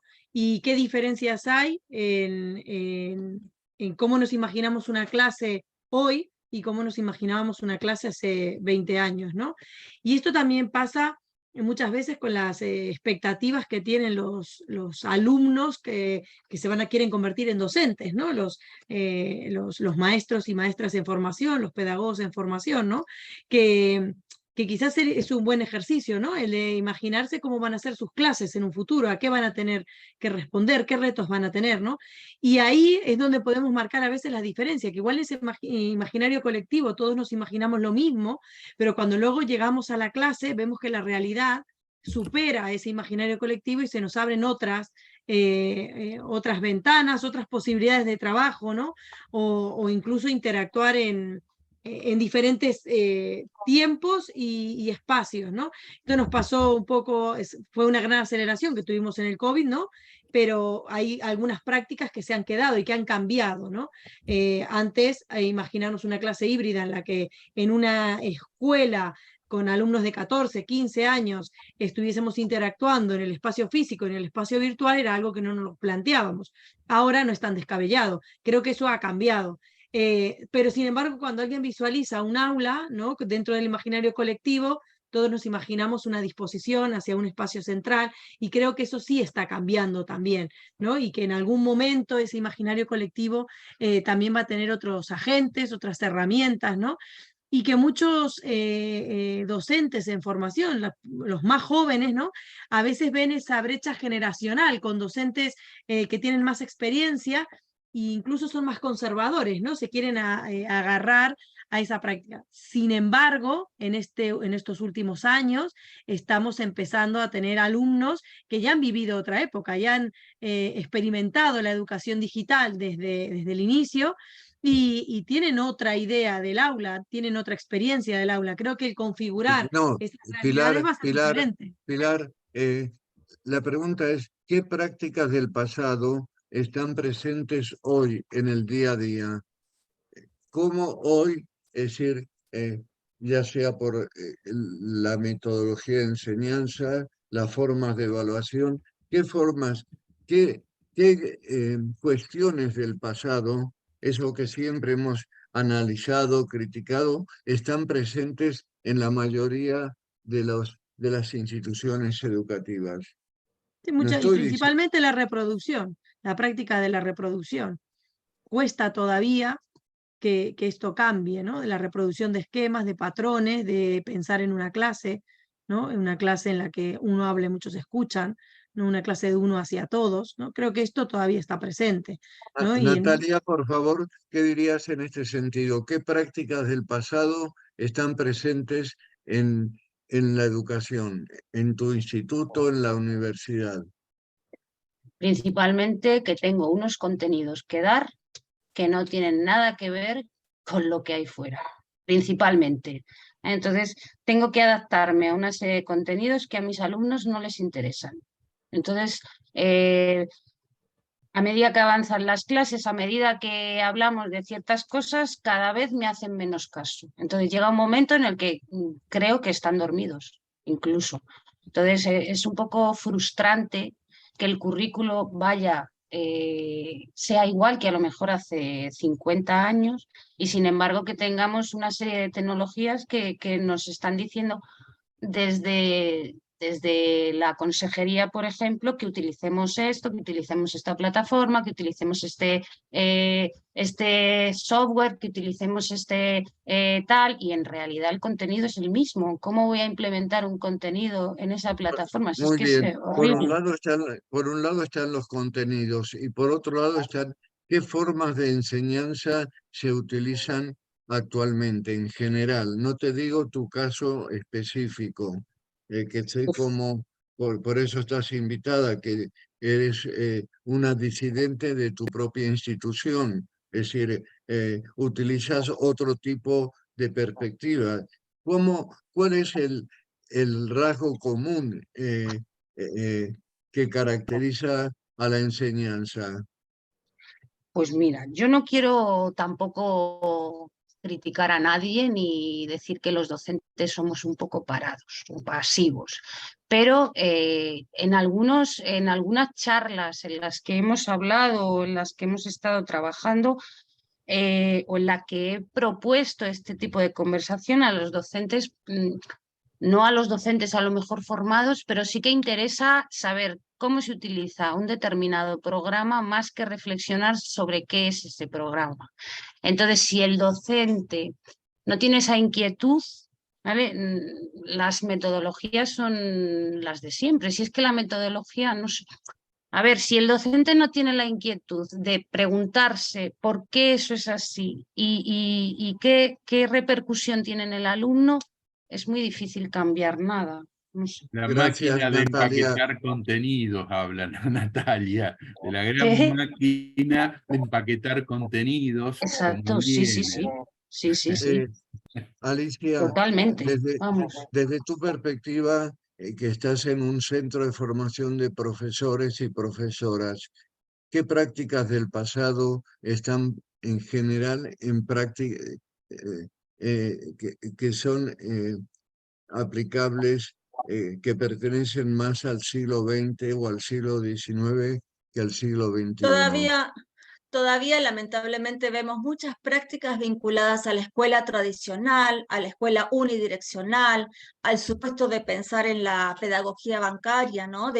Remitiéndonos nuevamente a Paulo Freire, porque yo sí insisto en que por más que hay países que recién lo están descubriendo, lamentablemente en sus sistemas educativos Paulo Freire viene forjando una nueva pedagogía hace mucho tiempo. Hay muchas prácticas todavía tradicionales en torno a la evaluación, porque el discurso de la evaluación está siendo cuestionado permanentemente, pero las prácticas en las aulas todavía son tradicionales. Creo que lo que falta es volver a llevar el debate, esa disputa simbólica sobre cómo funcionan estas tecnologías y demás, están dadas en las redes sociales, en la calle, en los medios de comunicación masivos y no en la escuela. Y es ahí donde tenemos que llevar la mirada y la perspectiva crítica para pensar en otra manera de escuela que no sea aquella escuela tradicional, que lo que dice mucha bibliografía actual, ¿no? Que si sacamos una fotografía de una escuela de hace 100 años, seguramente la conformación del aula va a ser igual que la que hoy tenemos.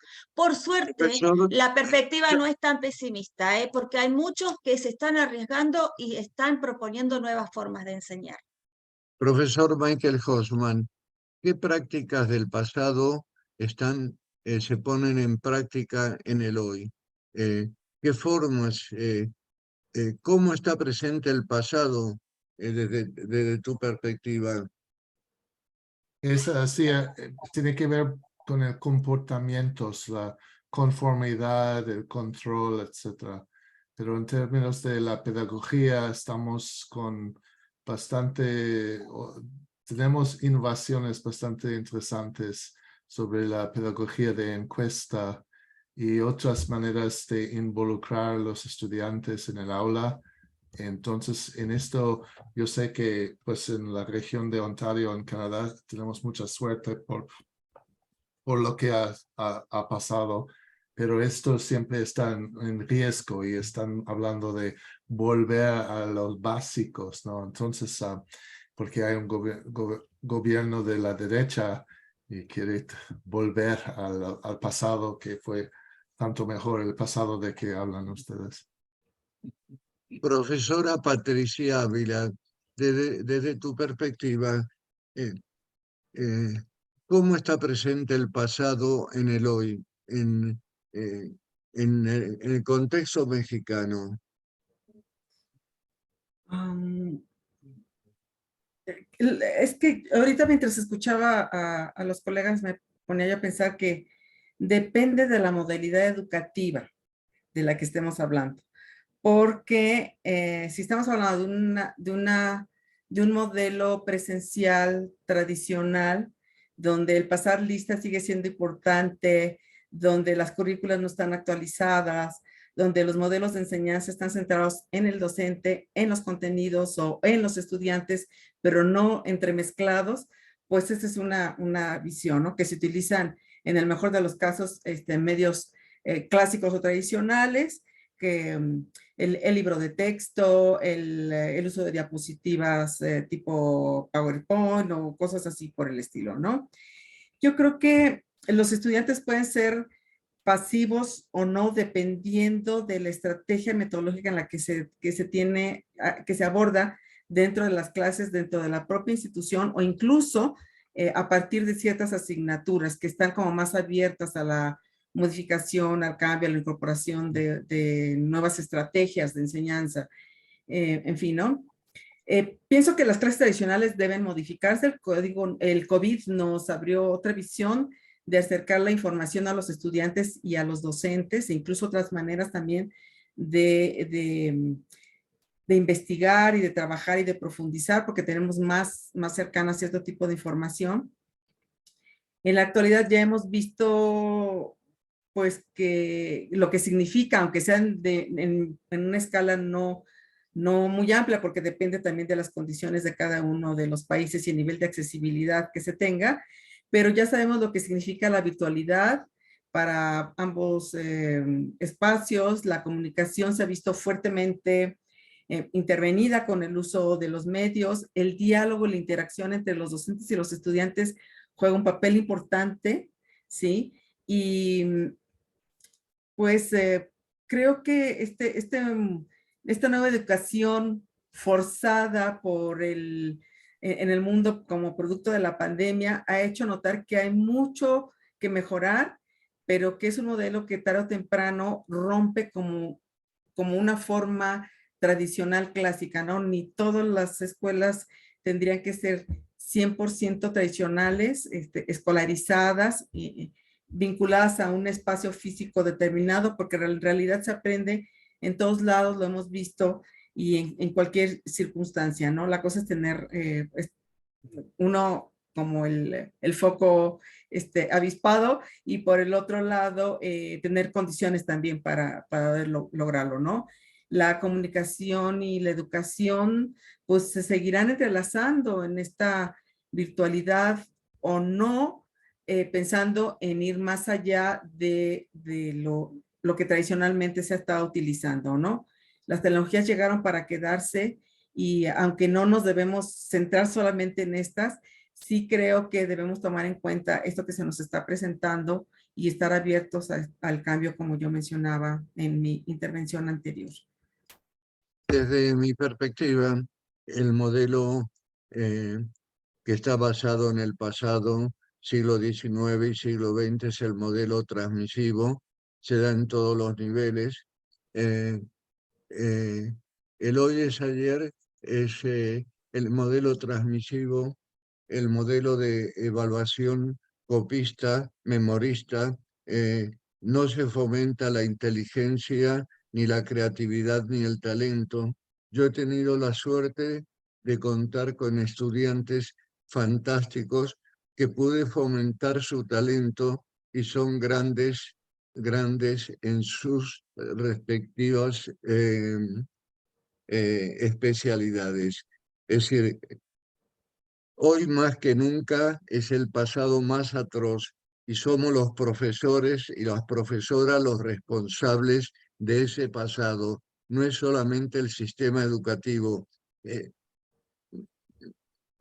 La escuela, la universidad, la educación es el aparato ideológico del Estado junto con los medios, junto con lo demás. Pero nosotros, nuestra esencia, o eres o disientes, o eres un outsider, o te asimilas a hacer lo mismo que hacen todos y todas para no tener conflictos, porque ser diferente ocasiona conflictos. Es decir, y desde aquí hago una pregunta muy breve a todo el grupo. ¿Existe una pedagogía crítica? No me habléis de Paulo Freire. En la realidad, ¿existe una pedagogía crítica o es un puro bla bla? Es un minuto cada uno y cada una. ¿Quién comienza? Bueno, Michael vale. o Manuel. Sí, yo en mi caso voy a ser súper breve porque como educador en un ámbito de educación no formal en el que me muevo con personas que se dedican a impartir diversos talleres que además nos obligan los programas institucionales para que las personas aprendan distintas cosas, se integren aquí en la sociedad española, tengan una autonomía y demás, en el caso de personas migrantes, ¿no? Pues da pena, penita, pena. Es decir, es muy poco el nivel y esa pedagogía crítica prácticamente inexistente. Es decir, si yo tengo que impartir una formación sobre un determinado tema, pues pido un PowerPoint. Oye, ¿cuál es el PowerPoint para dar esto? Mira esto y con estos 2 o 3 vídeos. ah, vale, y estamos en esa educación transmisiva bancaria, cuando realmente deberíamos retomar un poquito lo que son los principios educativos básicos, ¿no? De, oye, ¿cuáles son los objetivos que yo me planteo a la hora de dar hoy una clase? ¿Cuáles serían los recursos que yo necesito para poder transmitir y trabajar no solamente en ese conocimiento, ¿no? De te voy a transmitir una información, te voy a dar unos contenidos, sino que realmente o nos centramos en las habilidades con los recursos tecnológicos para aprender a hacer algunas cositas con las tecnologías, o simplemente en el conocimiento, que es lo más habitual, ¿no? Simplemente te digo 2 o 3 cosas y ahora cortamos, pero la actitud, ¿no? Esa actitud es donde está la criticidad, y la actitud sigue en la escuela desaparecida, el trabajo de actitudes. ¿Hubo alguna vez pedagogía crítica, Alicia? La Sí, pedagogía crítica es un cuento, porque no, realmente no es un todos cuento. hablamos. Nosotros tuvimos la oportunidad de intervenir de manera directa. Hemos tenido la oportunidad y la posibilidad de intervenir de manera directa en el rediseño de las currículas, de los planes de estudio de la formación docente. Una posibilidad que no se da en todo el país, porque tiene que ver con las dimensiones temporales y espaciales de los espacios, pero Tierra del Fuego tiene esa ventaja. La construcción de los planes de estudio ha sido parte de los profesores y los expertos que están dentro del aula. Y eso nos ha dado la posibilidad de poder poner una perspectiva diferente. Cuando antes, por ejemplo, por poner un ejemplo, en geografía, uno estudiaba meridianos, paralelos, los ríos del mundo, hoy pensamos en cómo el ser influye en el espacio que habita, cómo se conforman los espacios, qué dimensiones críticas y analíticas hay que tener para analizar esto. O sea, es una geografía totalmente diferente, y así en cada una de los profesorados que tenemos: historia, lengua, biología, matemática, educación inicial, primaria y modalidades de especial y demás. Existe una pedagogía crítica, se va construyendo, y también hay un ¿Cómo? respaldo Pues, de ciertas políticas educativas que lo propician. por favor, dime qué perspectivas, cómo introduce la pedagogía crítica, qué es esto de la pedagogía crítica. Y no me hables de Freire, no me hables de La Freire. pedagogía crítica tiene que romper con los paradigmas tradicionales. Entonces, ¿cómo rompe? Siendo analítico, leyendo realidades, no repitiendo como loro, sino leyendo la realidad, pudiendo discernir entre lo que es una fake news, en lo que son las conspiraciones, en lo que es la realidad, y en cómo tenemos que formar sin perder la objetividad del sujeto que está hoy en el aula. No podemos pensar en decir hoy es ayer, hoy es mañana, porque el mañana está hoy en el aula. Hoy es el sujeto que está siendo ciudadano. Entonces, la perspectiva crítica existe, los docentes están preparados para trabajar. Es verdad que en el universo amplio que tenemos de docencia están los docentes que como Manu planteaba como ejemplo, ¿no? Recién, el que pide el PowerPoint para dar la clase. Lamentablemente, nosotros forjamos otro tipo de profesor. Por ejemplo, vamos a los profesores de inglés que sistemáticamente tomaban el libro de grandes editoriales que traían desde afuera, con grandes capitales económicos, que propiciemos el uso para la enseñanza del inglés con libros de Oxford y no sé cuánto, les dijimos, no hay más libros. El docente tiene que estar preparado para generar sus propios contenidos y adecuarlos a este contexto, a esta cultura. ¿Cómo voy a empezar a aprender una lengua inglesa o extranjera, cualquier lengua extranjera, a partir de la cultura de otro país que es alejada a mi realidad? Tengo que hacerlo desde mi propio centro, desde mi propia realidad, y desde ahí, desde donde se empieza a leer el mundo y la cultura más próxima, para poder analizar las demás y tener un parámetro comparable, ¿verdad? Profesor Michael Hosman, Sí, ¿existe la pedagogía crítica siempre hay, o es un cuento chino? mientras que hayan pedagogos críticos, hay pedagogía crítica. Y lo que pasa es que la ¿Cómo es un institucionalización, pedagogo crítico? bueno, ¿Qué una persona que características? lee el mundo en una versión que no es el dominante, alguien que quiere chocar contra las reglas, las ortodoxías de la cultura. La verdad es que somos muchos, pero las instituciones en que trabajamos y también en la sociedad en donde estamos ubicados, esos provocan una conformidad y intentan encarcelar un poco o limitar lo que se hace, pero yo pienso que hay que quebrar un poco con esas dicotomías, ¿no? La verdad es que siempre es más bien como la dialéctica china, ¿no? Que el yin y el yang, y a veces es 90 y 90% de un lado y 1% al otro, pero la cosa es complicada, pero estamos trabajando con tensiones, son las tradicionales entre agencia y estructura. Un tema, ¿alguien quiere agregar algo más, pero muy breve, menos Sí, de yo 30 segundos? Una frase que he anotado aquí que tenemos que acompañar al alumnado a aprender a descubrir y a construir una realidad, ¿no? Que descubra cuál es la realidad, como ha dicho Alicia, siguiendo su idea, y a partir de ahí construirla, que significa cambiarla. Yo quiero Muy decir bien. perdón. Sí, Yo quiero Natalia, decir que adelante.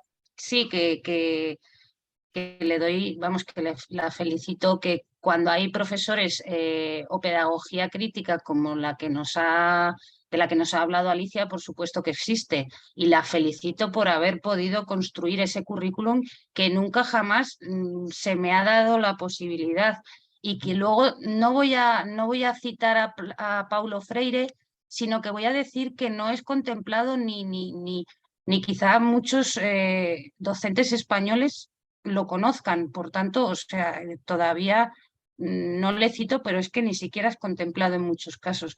Por tanto, puede haber pedagogía crítica porque hay pedagogos críticos, pero la práctica o la realidad, estas pedagogías están muy alejadas de lo que se hace, por lo menos aquí en España, en Madrid, en Madrid, por ejemplo, por lo que yo he visto, vamos. Una última cuestión y vamos a terminar. Hay un tema de los tantos que tratamos, uno que ha faltado, que bueno, fue esbozado cuando se habló de fake news, es hablar sobre la información, es el tema central que caracteriza al siglo XX y al siglo XXI. Y al siglo XXI lo caracteriza en los últimos 20 años la desinformación, la fake news. Profesor Manuel Álvarez, ¿cuáles son los algoritmos de la desinformación? Bueno, los algoritmos, entendidos como sistemas de inteligencia artificial que se encargan de realizar diferentes tareas para ayudar a la sociedad, en esa automatización de toma de decisiones, se están utilizando en prisiones, en sistemas jurídicos, sistemas financieros, y eso puede tener un impacto social. Pero es que además de esas posibles discriminaciones que se pueden dar lugar a través de los sistemas algorítmicos, como dice Cathy O'Neill, que son armas de destrucción matemática en algunos casos, y expone muchísimos ejemplos de estos tipos de discriminación. También tenemos que tener en cuenta que los algoritmos con los nuevos sistemas de inteligencia artificial generativa a día de hoy, teniendo en cuenta que la desinformación ante el exceso de información, pues implica que tenemos que trabajar contenido. O sea, la información puede venir en forma de un paquete de contenido, ya sea de texto o de imágenes, y ahora mismo pues los avances de tecnología e inteligencia artificial generativa han permitido, pues, como decía Max Black hace ya muchísimos años, que no es, digamos, que la mentira y la desinformación y la manipulación y el engaño ahora aparezcan de la nada, sino que la sofisticación de los medios, que creo que también lo comentabas tú antes, Roberto, a más sofisticación de medios que podemos utilizar, pues mayor es el poder que hay a la hora de desinformar. Y los algoritmos, ya sean las personas que los programan, pueden incluir sesgos, ya sean los datos con los que se están entrenando, pueden también estar sesgados, y al mismo tiempo el proceso de entrenamiento por el que adquiere un nivel de inteligencia artificial también puede tener esos sesgos. Y eso hay que tenerlo en cuenta. Muchas gracias. Michael Hoffman, ¿qué opinas sobre la desinformación? Yo pienso que este concepto que nos distrae un poco de lo que está sucediendo en nuestras sociedades, que es la manipulación y la propaganda. Entonces, lo más que hablamos de esta desinformación muy generalizada, sin objeto, sin personaje detrás, lo más que puedan seguir con lo mismo. Entonces, y además es un tipo de educación neoliberal que cada quien tiene que tener su propio, pues, perfecto esquema, una protección personal y para poder identificar la desinformación que viene, ¿no? Entonces, sí existe, sí es un problema, pero también hay que provocar un poco más. Profesora Patricia Ávila, ¿tenemos alguna pregunta más que viene de nuestros No, seguidores? A mí me han entrado varias preguntas, pero no puedo entrar en él porque la tengo en el móvil. no, Una última cosa. La intervención de Manuel dejó claro que en este momento todo lo que es la desinformación se acelera y se amplifica con las nuevas herramientas, que son capaces de generar contenidos.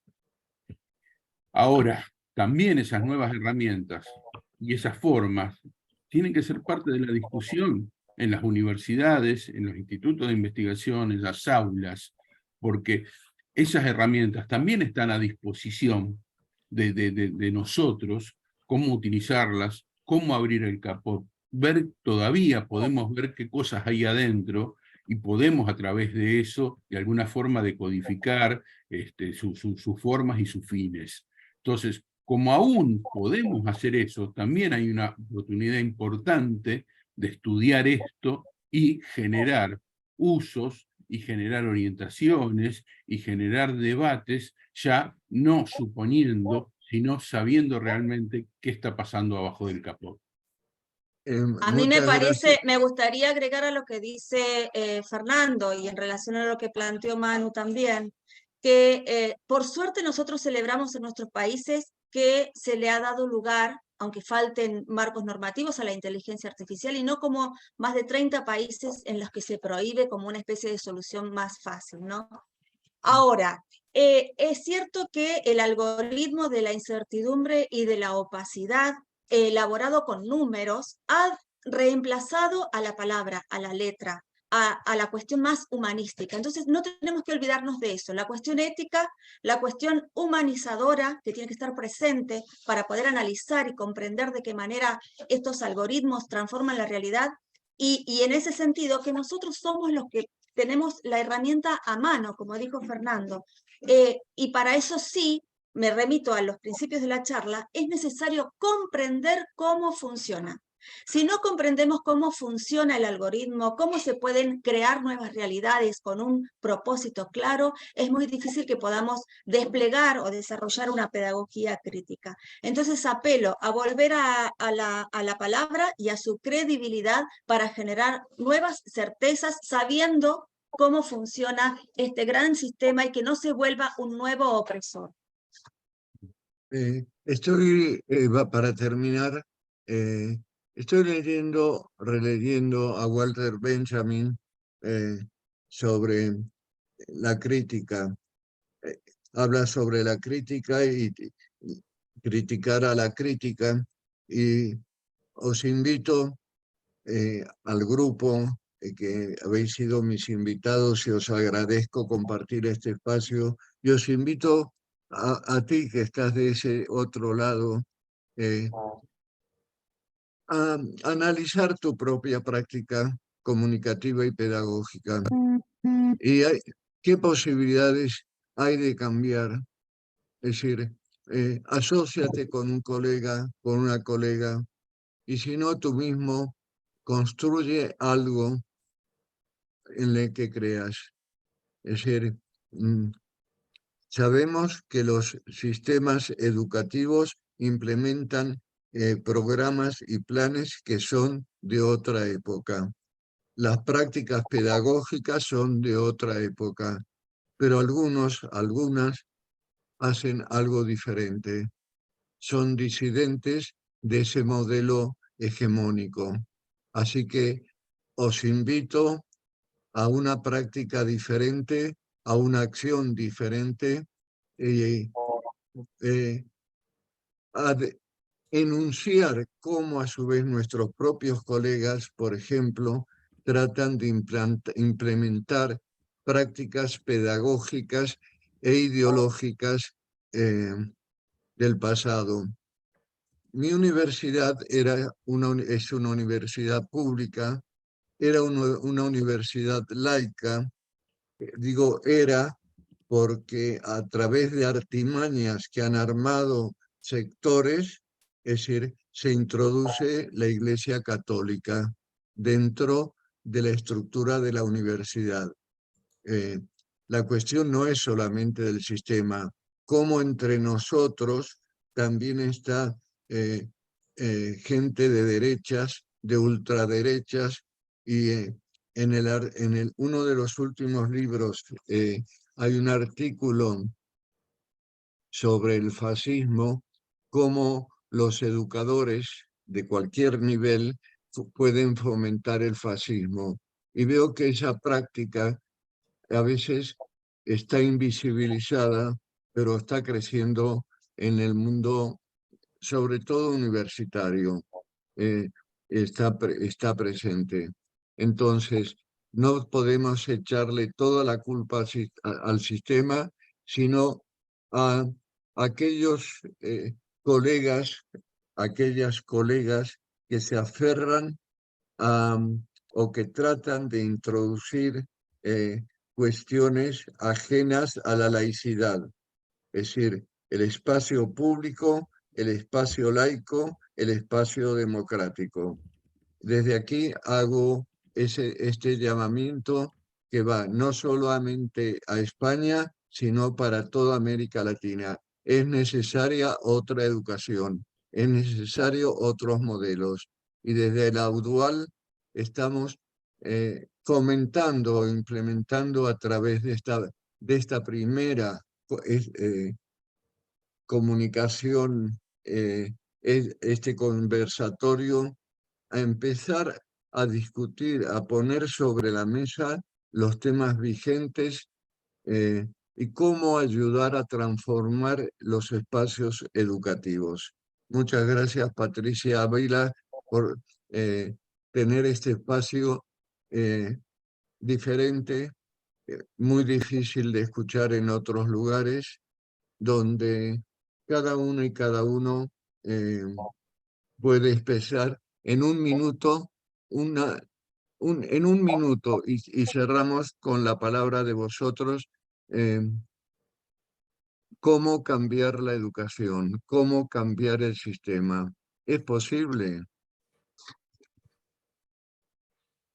Sí, si no creemos que podemos cambiar el sistema sería un poquito horrible, ¿no? Sí, yo creo que sí. Y una de las cosas es la última que has dicho tú, no solo echar la culpa al sistema, a los gobiernos, a la política, sino si un compañero hace algo que te chirría, pues decirlo y hablar y decir por qué has hecho esto. Igual que en las comunidades se apela a que si ocurre cualquier cosa, el usuario conteste o señale a ese usuario, pues nosotros también señalamos al compañero, a la organización, que eso no está bien, que eso no nos gusta, es decir, reivindicar lo que creemos que está bien.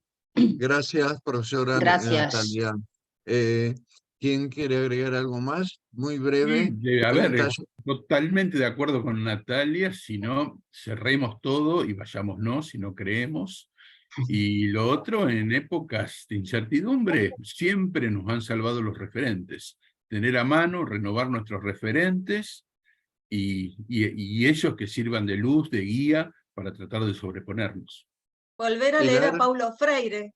Por Sí, ejemplo. claro que Pilar. sí. Bueno, como comentaban los compañeros también, ¿no? Yo abogo también por el diálogo y por el encuentro con las posturas distintas, porque hablar con los que estamos de acuerdo, ponernos de acuerdo con los que estamos de acuerdo es muy fácil, pero llegar a acuerdos con los que sabemos que no estamos de acuerdo es el gran reto. Exacto, sí. Profesor Michael Hosman. Estamos enfrentando una crisis ecológica y hoy día yo no puedo salir aquí de afuera por los gases nocivos, no sé, pues Nocivos, venenosos. sí. No sé, sí. Y entonces hay que repensar todo de todo y es una urgencia que hayan esos cambios básicos necesarios para la educación. Entonces, espero que podamos realizar nuestros sueños y optimismos. Y gracias por la participación de hoy. Bueno, pues Patricia, para cerrar. gracias. Hemos llegado al final de nuestra sesión del día de hoy. Les agradezco nuevamente a los expertos invitados por su participación y la generosidad de compartir sus experiencias. Agradecemos también a la audiencia que siguió la transmisión en las redes y que nos aguantó esta ampliación de la sesión. Podrán consultar en nuestro canal de YouTube el webinar siempre que lo requieran. Lo subiremos ya desde hoy mismo por la tarde y los invitamos a continuar acompañándonos en las próximas sesiones. Hasta pronto y nos estamos viendo.